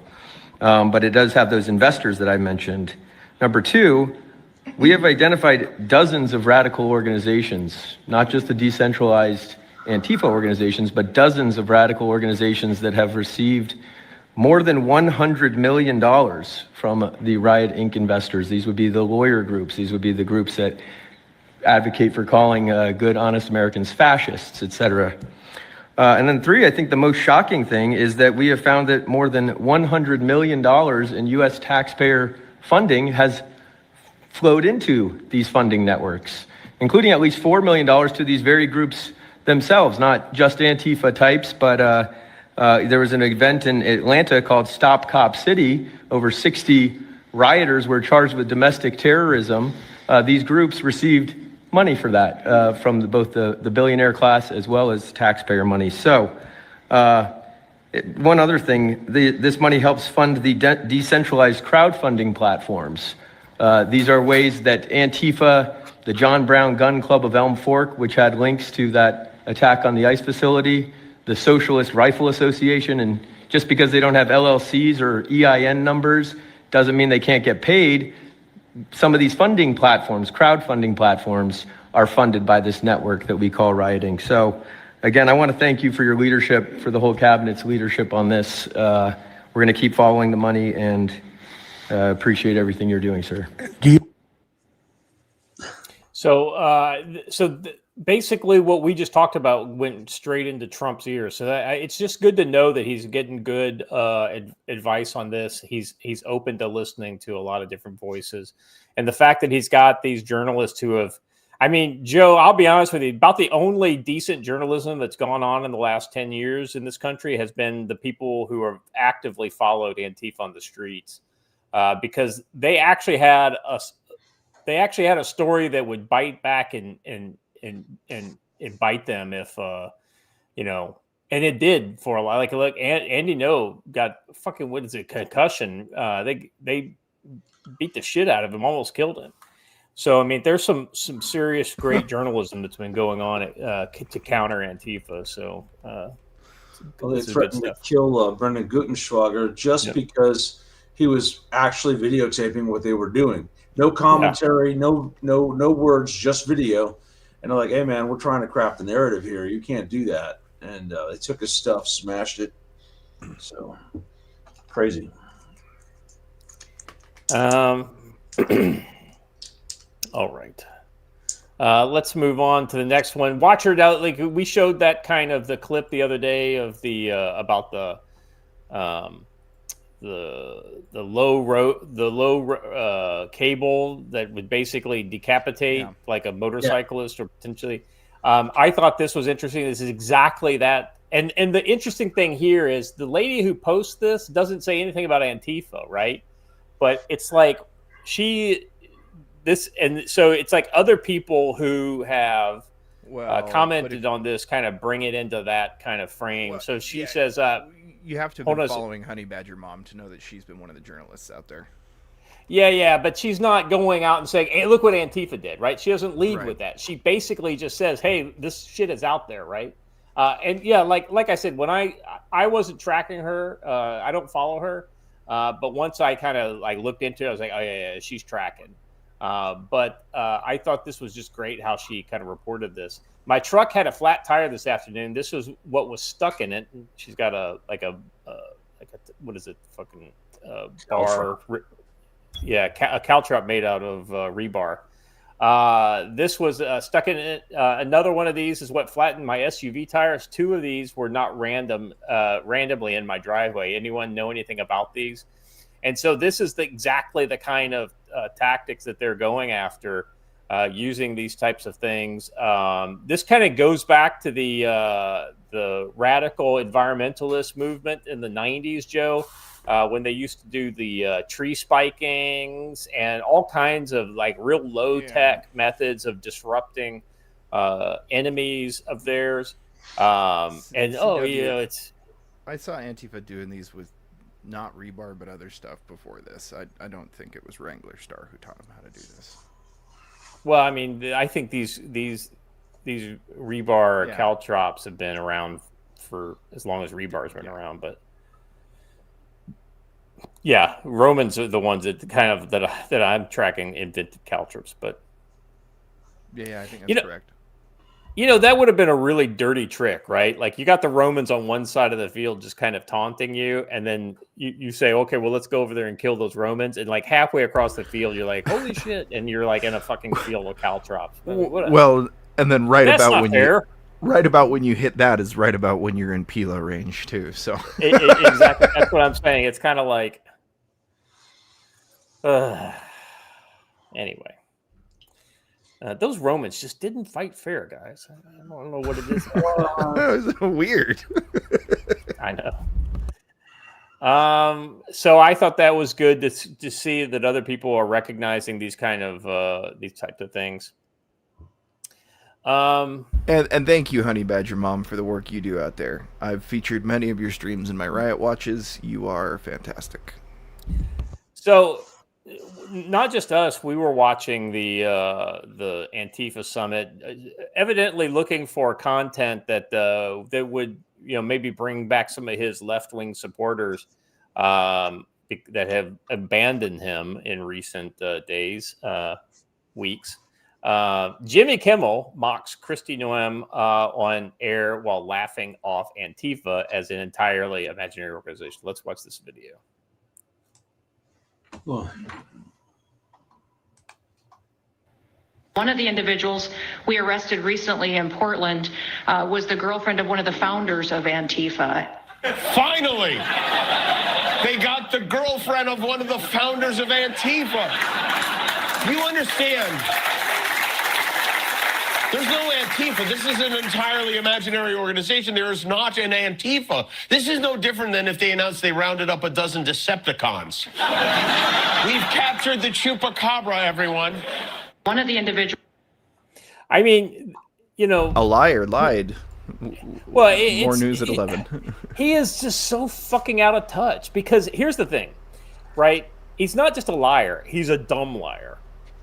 It's like, Are you not seeing what people are seeing on their screens of their TVs and their computers? I mean, the people in Portland actually have to see these people, right? The people in Seattle see these people. The people in Dallas have seen these people. These people have actually shot and killed people.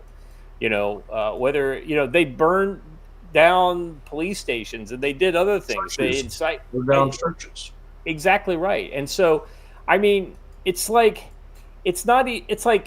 you know that kind of classic gaslighting that you're like, wow, am I going? I mean, maybe I'm wrong. You know, it's like people actually start to doubt themselves. This isn't even good gaslighting. This is just like, now he would say, well, it's so obvious that it's not true that it's because it's a joke.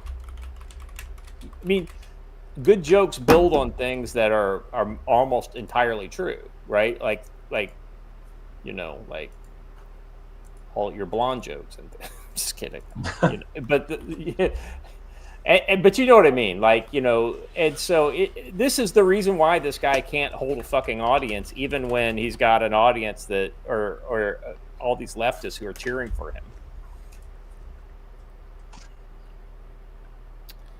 Hey, I have a question, Mark. Why are you yelling? Yeah, caps lock successfully. Take the caps lock off, bro. It'll be okay. Yeah. Oh. Yeah. That's not great. What's that? Private chat. Huh. Yeah, that is not great. You know what's interesting is a certain group has threatened to disrupt military supply chains.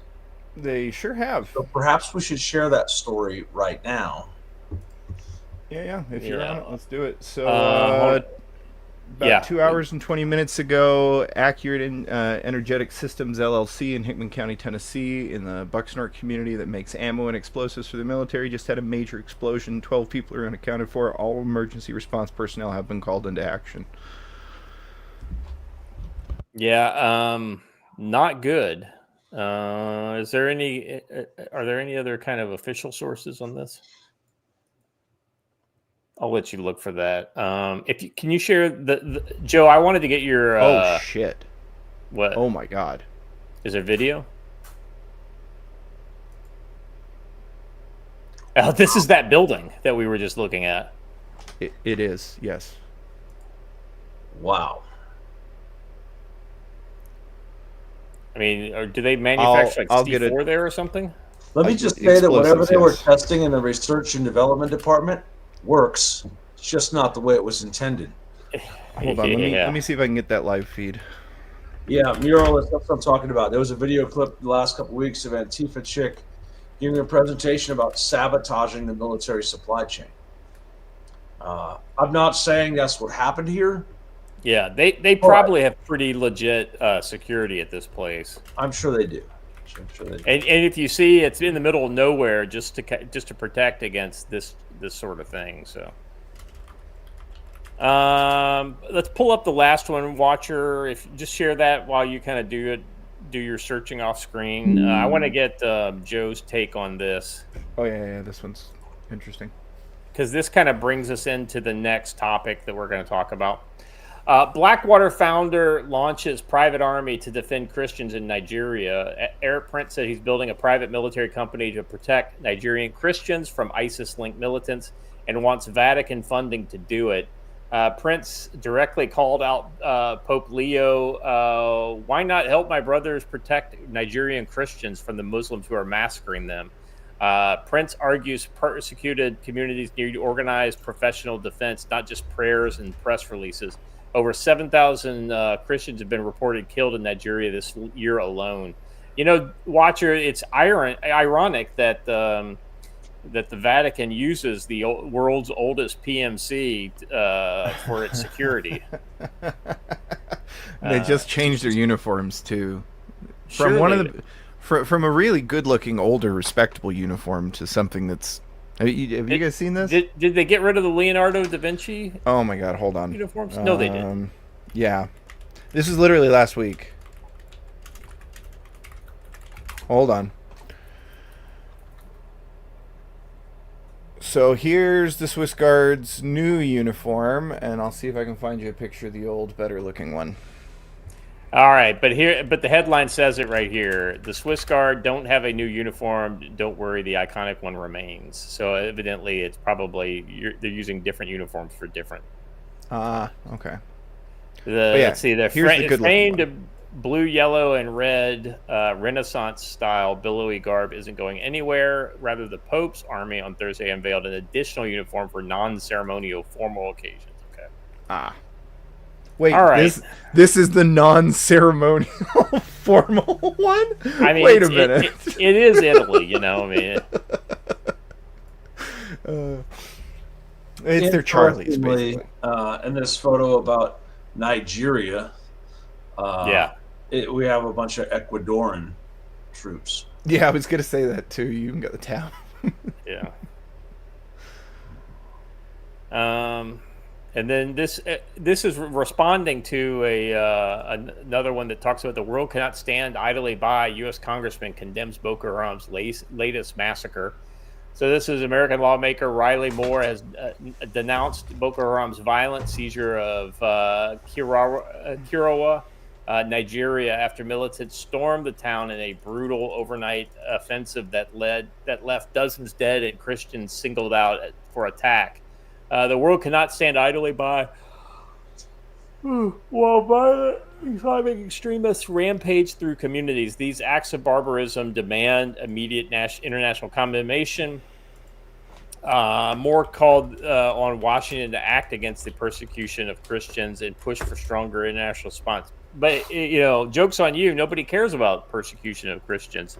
If they had been some sort of woke protected class, the entire world would know about it. We'd be doing Coney 2012 again. By the way, what is it? Yeah, where were we on? 13 years on from that, and we still haven't got Coney. Almost like that kind of viral shit That's doesn't the work. nature of using contractors for a project like that, because if you go in and you solve it in a month, you don't make nearly as much money. Well, and as I understand the Coney thing, part of the problem is he sits at the crossroads of 3 countries, and whenever one of them decides to do something to him, he crosses the border to the other. Yeah. But anyway, this has been in the works for a while. He already has guys in Haiti, and he's been doing these regional deployments forever. He had one with the UAE, where he developed a force for them. He also developed a force for the Gulf Cooperation Council and several of the others. So, not new. Yeah. Oh. All right.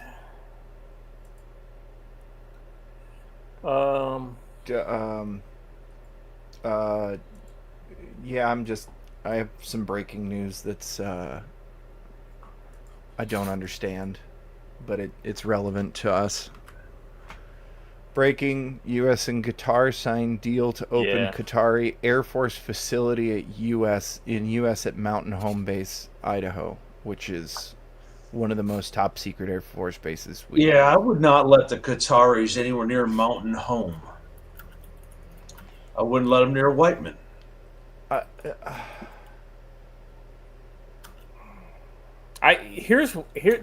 Is there any kind of skill training that goes on at Mountain Home? Not that I'm aware of, unless it's in long-range bombing. I'd have to look into it. I don't think so. I think that's just an operational base. Here we go. It's for F-15 pilot training. Okay, so so this is okay. Here we go. So here's my experience. Let me just say this, and we can listen to the video. So here's what I would say from my experience. There is a German, I wouldn't say camp, but a German contingent that has permanent facilities on Fort Bliss, right?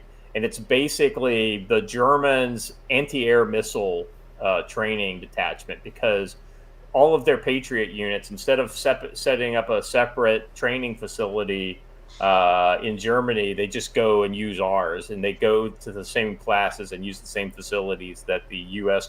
does, and it's just a separate building where they can have their kind of contingent unit that handles the administrative and everything for the German people who comes there for the school.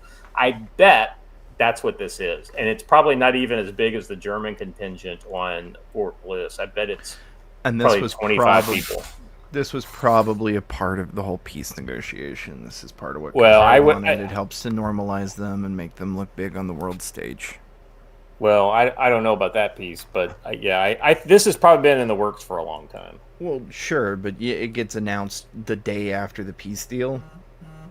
Well, I'm sure. We also value the close cooperation between Doha and Washington that led to the signing of the Gaza Peace Plan on October 8th.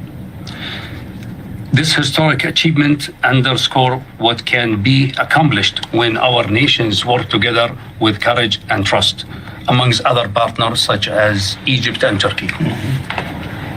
We further welcome today's signing of the letter of acceptance establishing a Qatari Emir Air Force facility and Mountain Home Air Base in Idaho. So yeah, I mean, there's another minute and a half, but it's just an official announcement. Somebody said they could train it in Pensacola. Hey, that was my thought too. They walked off from Pensacola. They did? Yeah. I get the feeling. I think what was Navy though? In Pensacola, a Navy. It is. Yeah, but they were either Qatari or UAE pilot. Yeah. I remember that. It's pretty. Yeah, maybe put them someplace like Mountain Home, Idaho, and they won't just walk off. Well, there is that. Yeah.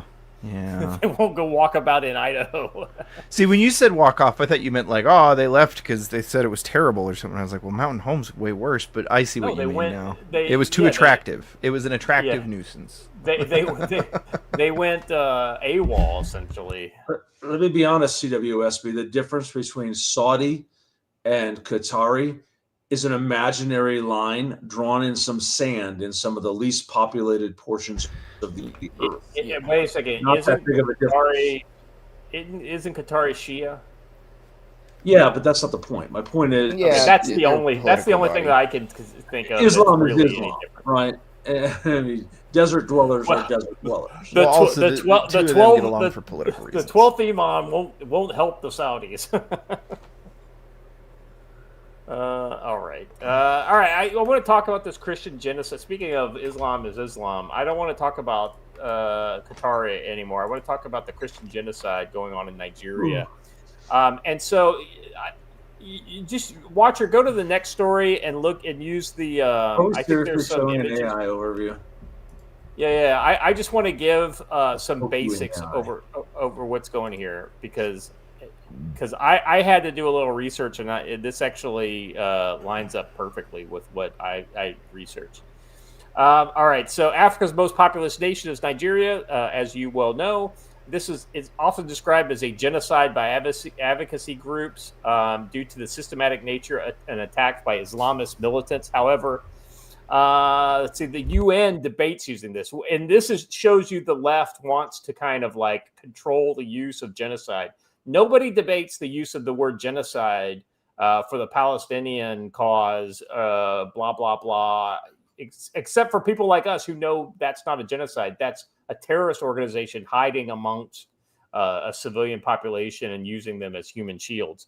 In the case of Nigeria, that's not the case. This is Boko Haram and ISWAP, Islamic insurgent groups in the northeast of the country, which are targeting Christians since 2009, aiming to impose Sharia law. So this kind of goes before the ISISification of the entire Sunni jihadist movement. They view Christians as enemies in their jihad. You also have Fulani herdsmen militias in the Middle Belt.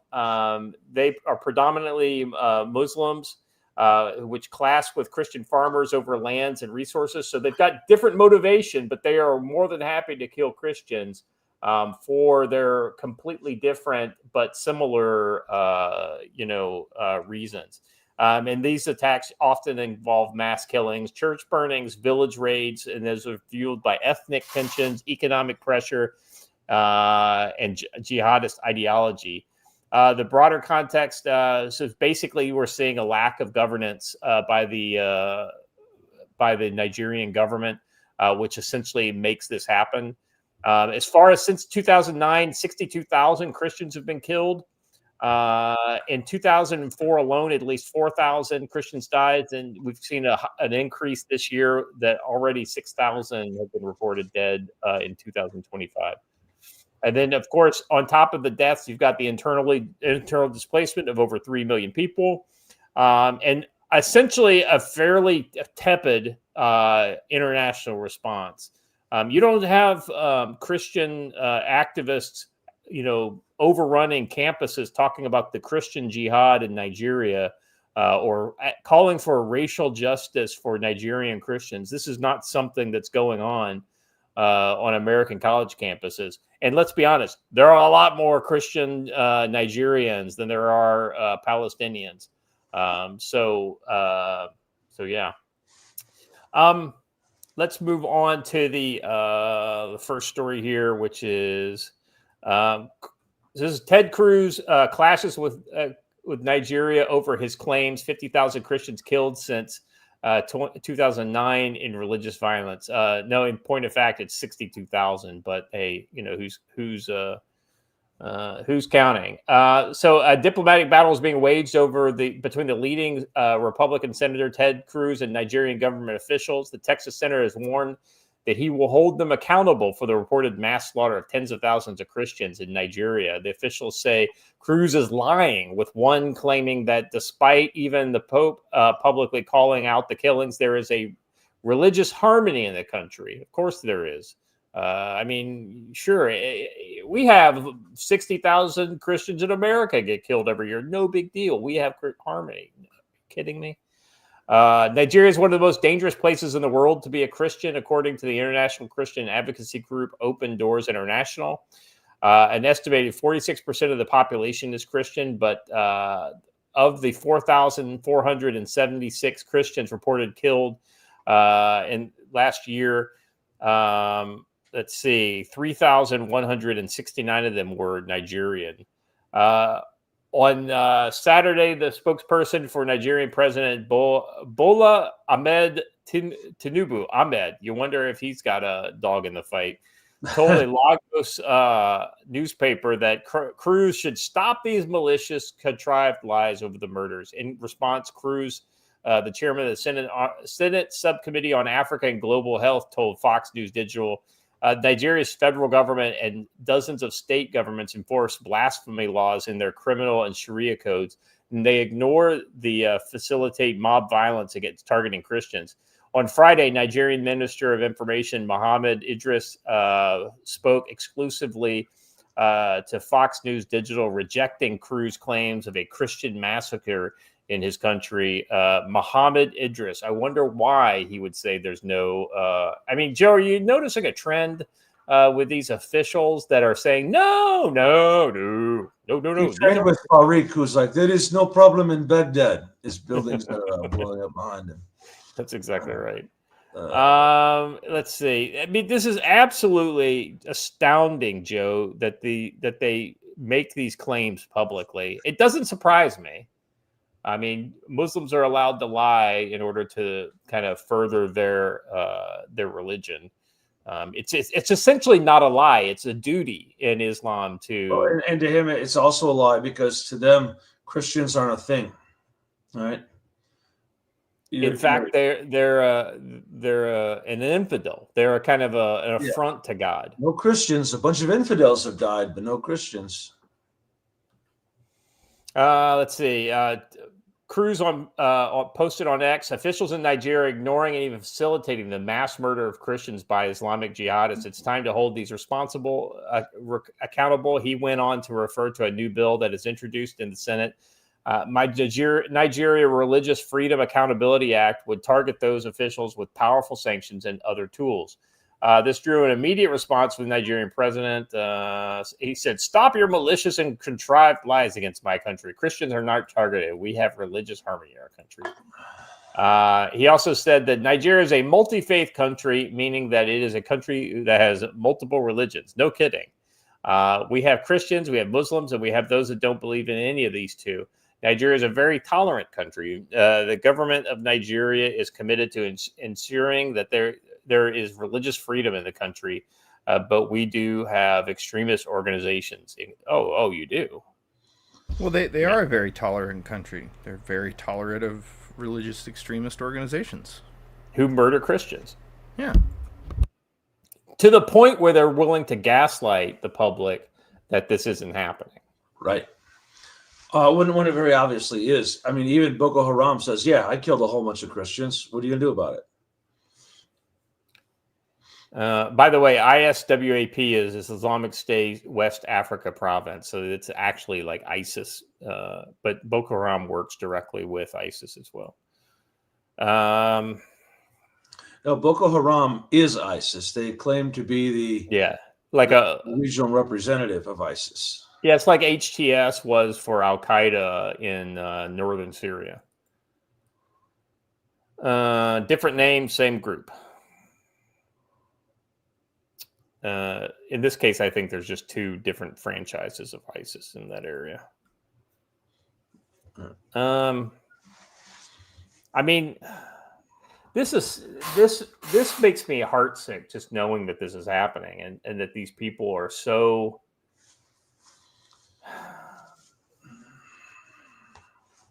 I mean, completely calloused. Bloodthirsty savages? Yes, they're bloodthirsty savages.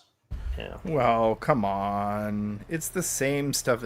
It's only the next thing that'll happen when evidence is proven. It's only one province. It's only happening in one province. Come on now.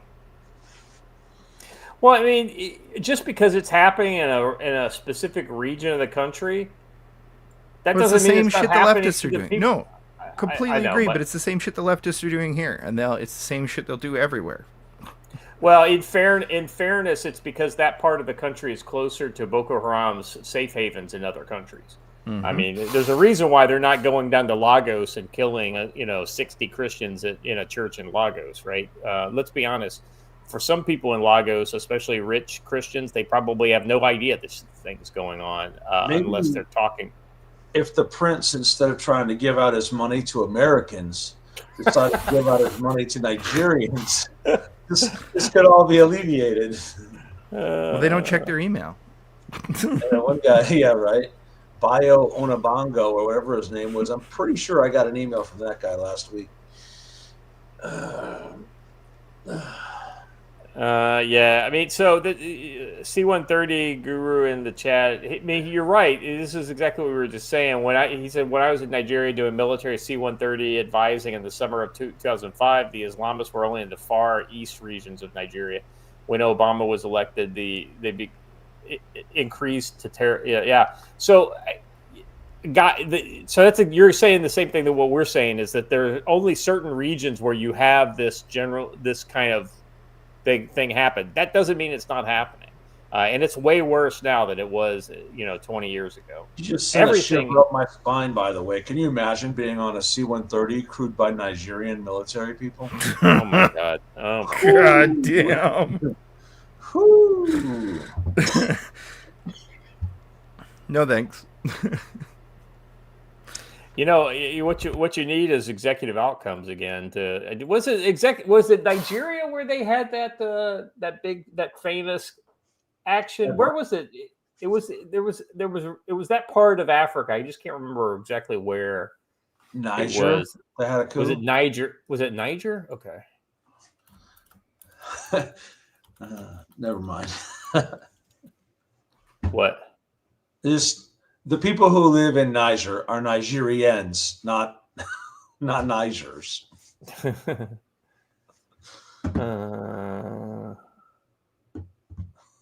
Although, funnily enough, the language is Nigers, so yeah, fun. It was Sierra Leone is where they had that against the RUF, where they basically showed up and took care of the RUF in a week. That's where Danny Archer helped take out the RUF at the gold mine. He helped executive outcomes do it. Yeah, wasn't he basically former EO? That's the story in that? He was former Rhodesian Army and SADF 32 Battalion. Yeah, he even has a 32 Battalion tattoo.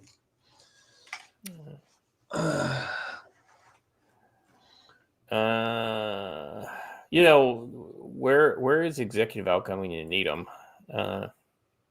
I guess they're called Sterling Corporate Services now. Something like that. Yes, they are. It's Sandline. That's what I remember them being in the late 90s. Sandline. Yep. Meant intentionally to make you misplace it as Sandhurst, the centuries-old private military company in England. Sandhurst Academy. All right. Let's see. Let's go to the. Let's see. This is our last story. So this is a recent attack from last week. I just thought it was kind of like, okay, so what do these attacks look like? I think this is a good one to kind of hone in on. Boko Haram kills at least 60 in overnight attack on Nigerian village. If this sounds familiar, we had a story, what was it, about like 3-4 months ago, Joe, where it was basically this, it was a story just like this. Jihadist group Boko Haram has killed more than 60 people in an overnight attack in Nigeria's northeastern Borno state, local officials say. On Friday night, militants struck the village of Daru Jamal, a home to a military base on the Nigeria-Cameroon border, killing at least 5 soldiers. The Nigerian Air Force said it killed 30 militants in strikes after receiving reports of the raid of the village, where residents, show me the bodies. I press doubt on that one. The attack comes amid a resurgence of jihadist activity in Nigeria's northeast, with Boko Haram fights and rivals. The West African branch of the Islamic State group stepping up attacks. More than 20 houses, 10 buses were destroyed in Darul Jamal, while at least 13 drivers, laborers who had been working on reconstruction efforts in the town were killed. Visiting the village on Saturday, the governor said, "It's very sad that the community is resettled some months ago and they went about their normal business. The numerical strength of the Nigerian army is not enough to contain the situation." That's because they've got no fucking will to fight. They don't care about these people, especially the Islamic members of the military, which, by the way, the military is leadership is mostly Islamic, if I remember correctly. Let's see. In a series of 3 precise and successful attacks, the fleeing terrorists were decisively engaged, resulting in the neutralization of 30 insurgents. The military has intensified operations in northeastern Nigeria this year, following persistent targeted attacks in its formations and installations. I tell you what, Joe, I mean, you could do some serious damage with some very well-trained, very well-equipped soldiers in this area. I'd be really interested to see what Eric Prince's plan to kind of put these guys in the back foot would be. I would assume it would be a mix of Western former soldiers and Nigerian and other African folks who would be willing to do this. And I think the key thing, because they're focused on protecting Christian villages and things like that, would be that all of these guys would need to be Christians. They would all need to essentially take vows, on the Bible, right? That's the kind of like symbolic thing that doesn't mean much to, politicians and things like that. But I think that would mean a lot, to the people in that region that they'd be serving. Machine Gun Preacher. Watch the film. We went a little long today. It's Friday, I had a monster, so I'm not sleepy. Joe, let's wrap it up. Looking into the weekend, what's drawing your attention? This is going to see a lot more crazy leftist activity. I know I keep saying that, but it just keeps ramping up and ramping up. We'll see what this helicopter thing turns out to be over the weekend. I suspect it'll be more of a nothing burger than anything. But actual ground actions in Broadview, Illinois, and Portland are what I would focus on over the weekend. I need to be paying attention to the Broadview one because I have to pass through there in a couple of weeks, and I may have to alter my route. Yeah, I would imagine that that there could be some disruptions in some of these big cities where they're targeting that kind of stuff. Watcher? Yeah, Friday has come again. Look for every unhinged weirdo that has reached the end of their rope over this week over something that happened in the national news to do yet another horrific thing. Also, yeah, leftist violence is going to escalate. Being declared an international terrorist organization is probably going to send a lot of the ones that have less self-control over the edge. So I would look for them to try and justify the name. Yeah, that's about it. For me, like the one thing that I would say is that on one hand, I think with the administration and a lot of things, I did not see that. Yeah, I'm looking for it now too. All right, here we go. Random PMW guy 84. I think a lot for $2. I think a lot of the people get this mixed together. Antifa groups like Rose City are self-funded. It doesn't cost a lot to buy a $40 Amazon gas mask, black pants, and a hoodie. Other groups like PSL are. So that is both semi-true and also a lot of what they want you to believe. Those groups receive, like Rose City Antifa doesn't necessarily pay its members. What it does do is have multiple large groups that do things like donate free food to them in order to feed all the people there and give all the legal fees, both pre-prep and the actual in-court appearance legal fees. I mean, there's all kinds of ways in which this is like the tent thing from the Gaza takeover of all the American colleges. When I pointed out that they're using the same tent nationwide, everyone wanted to tell me, no, they just all went on Amazon and all bought the same tent by pure coincidence. No, they didn't. Somebody approached a manufacturer and got a bulk discount, probably shipped them straight from China. I will stab you in the eyeball with the eraser end of a pencil. And it's not green, by the way. This is Service Hammer, you have a talent. You have a talent for getting under people's skins. Lance Corporal veteran, yeah, payment does not always equal money, right? That's correct. Like they have safe houses set up all over the country. They call crash pads, right? Yeah. And here's the other thing too, where a lot of times the money doesn't go to the organizations, the money goes to the individuals. Like let's say Tim gets a really good, he's a 6'2", fairly athletic guy who gets a good reputation in his Antifa chapter in Dallas, right? And he shows up, he goes out, he's willing to kind of push people around a little bit, get in people's faces. That guy gets pulled aside after a particularly good showing that he has and says, "Hey, would you be interested in going up to, say Seattle to help out with the folks up there?" And then yeah, sure, I'd do that. And because I don't have a fucking job or I'm a barista or something like that.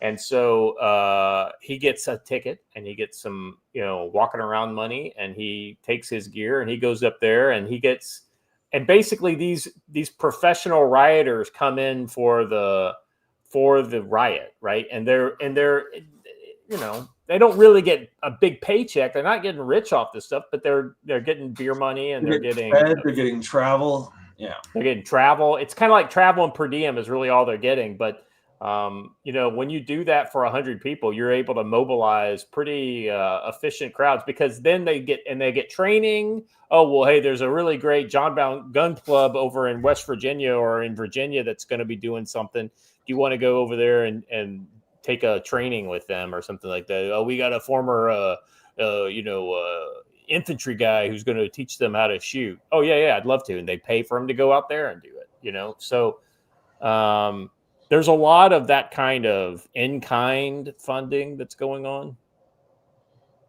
And the reason for the eraser end is because it'll hurt more and requires more force. Yeah. That's why the pencil end or the eraser end. Because Why do you want to use a spoon? Because it'll hurt more. Yeah. Much like a spoon. I want to share something that's completely not related to anything. Well, you need to do it quickly. I know. I'm sharing it here right now. This is my thing. This is the critical drinker review of Tron Ares, and let me tell you, I thought it was going to be something important. It's not important. It's important to me. Joe, Tron was like my favorite movie for several years as a kid, right? I mean, you were 82. You were like, 12. I know you were jonesing for that once you saw it. And then the second Tron, while not perfect, was a great movie. I mean, there was a lot of great stuff in this. And so I had a lot of hope for this movie. And let me be honest, I'm very disappointed. I'm very disappointed that they fucked this up, but it doesn't surprise me at all. It's one of those kind of things like you just you don't publicly say that you hope for it, but then you cross your fingers, and then of course they disappoint you, and then you go, it's Disney. I shouldn't be surprised at this point. They just want to throw away $200 million on something because they are allergic to making money at this point at Disney. You can't tell me that when you first saw the trailer to this, Joe, that you aren't kind of like, well, that could be cool. Speaking of remakes, last night I saw an ad on one of the shows. I was watching Pluto TV, and they have a new show out. It's going to be a weekly series, and it's a nurse who comes home to find her husband dying. He's been poisoned and attacked, and the police interview her and think she did it, and she has to escape, and she's going to find the real killer. And they call it Accused. I'm like, you just remade The Fugitive. That's what you did. It's not an I know, right? Anyway, so that's my disappointment of the day. So if Tron is on your list for the weekend, my recommendation, just scratch it off and don't do it. If you want, I would definitely check out some of these kind of fan-friendly reviews on YouTube. If you don't want to take my word for it, it's very sad. All right, gentlemen, that's all I got. Thank you for being here, Joe. As always, thank you for your support. Watcher, go off and kill many chickens. I almost said children. Chickens. Enjoy your murder of and then subsequent bounty of chicken meat. I'll be on the road all weekend, man. I know. Enjoy that, Joe. I'll be honest with you. I kind of would love to do a road trip, because I would just and then we could throw on a Tom Clancy book on the audio book, and I think I haven't done that. That's one thing I haven't done since I've been getting back into audiobooks. I haven't listened to one with somebody. Like we used to do that when I was a kid on family trips, and finding a book that all of usually they were like dirt pit books, if I remember correctly. Like when we go to North Carolina on vacation or something like that, my parents would put on a dirt pit book, and every once in a while there'd be some sexy stuff in there. We're going to be my parents would be like, listening to lessons from the Rhodesian bush. Rhodesian brushwood. I'd love it. All right, that's all I got. Hey, thank you for being here, chat. You guys were awesome as always. Please, if you haven't done it already, please like the video, subscribe to the channel, hit the bell for notifications. Lost Core 23 for $10 at the very end says $10 in honor of my son with CFC. Thank you very much. If you haven't done it already, please subscribe to the channel, hit the bell for notifications. Let people know that you're getting good stuff over here on the Council of Future Conflicts. Quite the Freudian slip, Scott. I don't know. Anyway, as always, stay safe.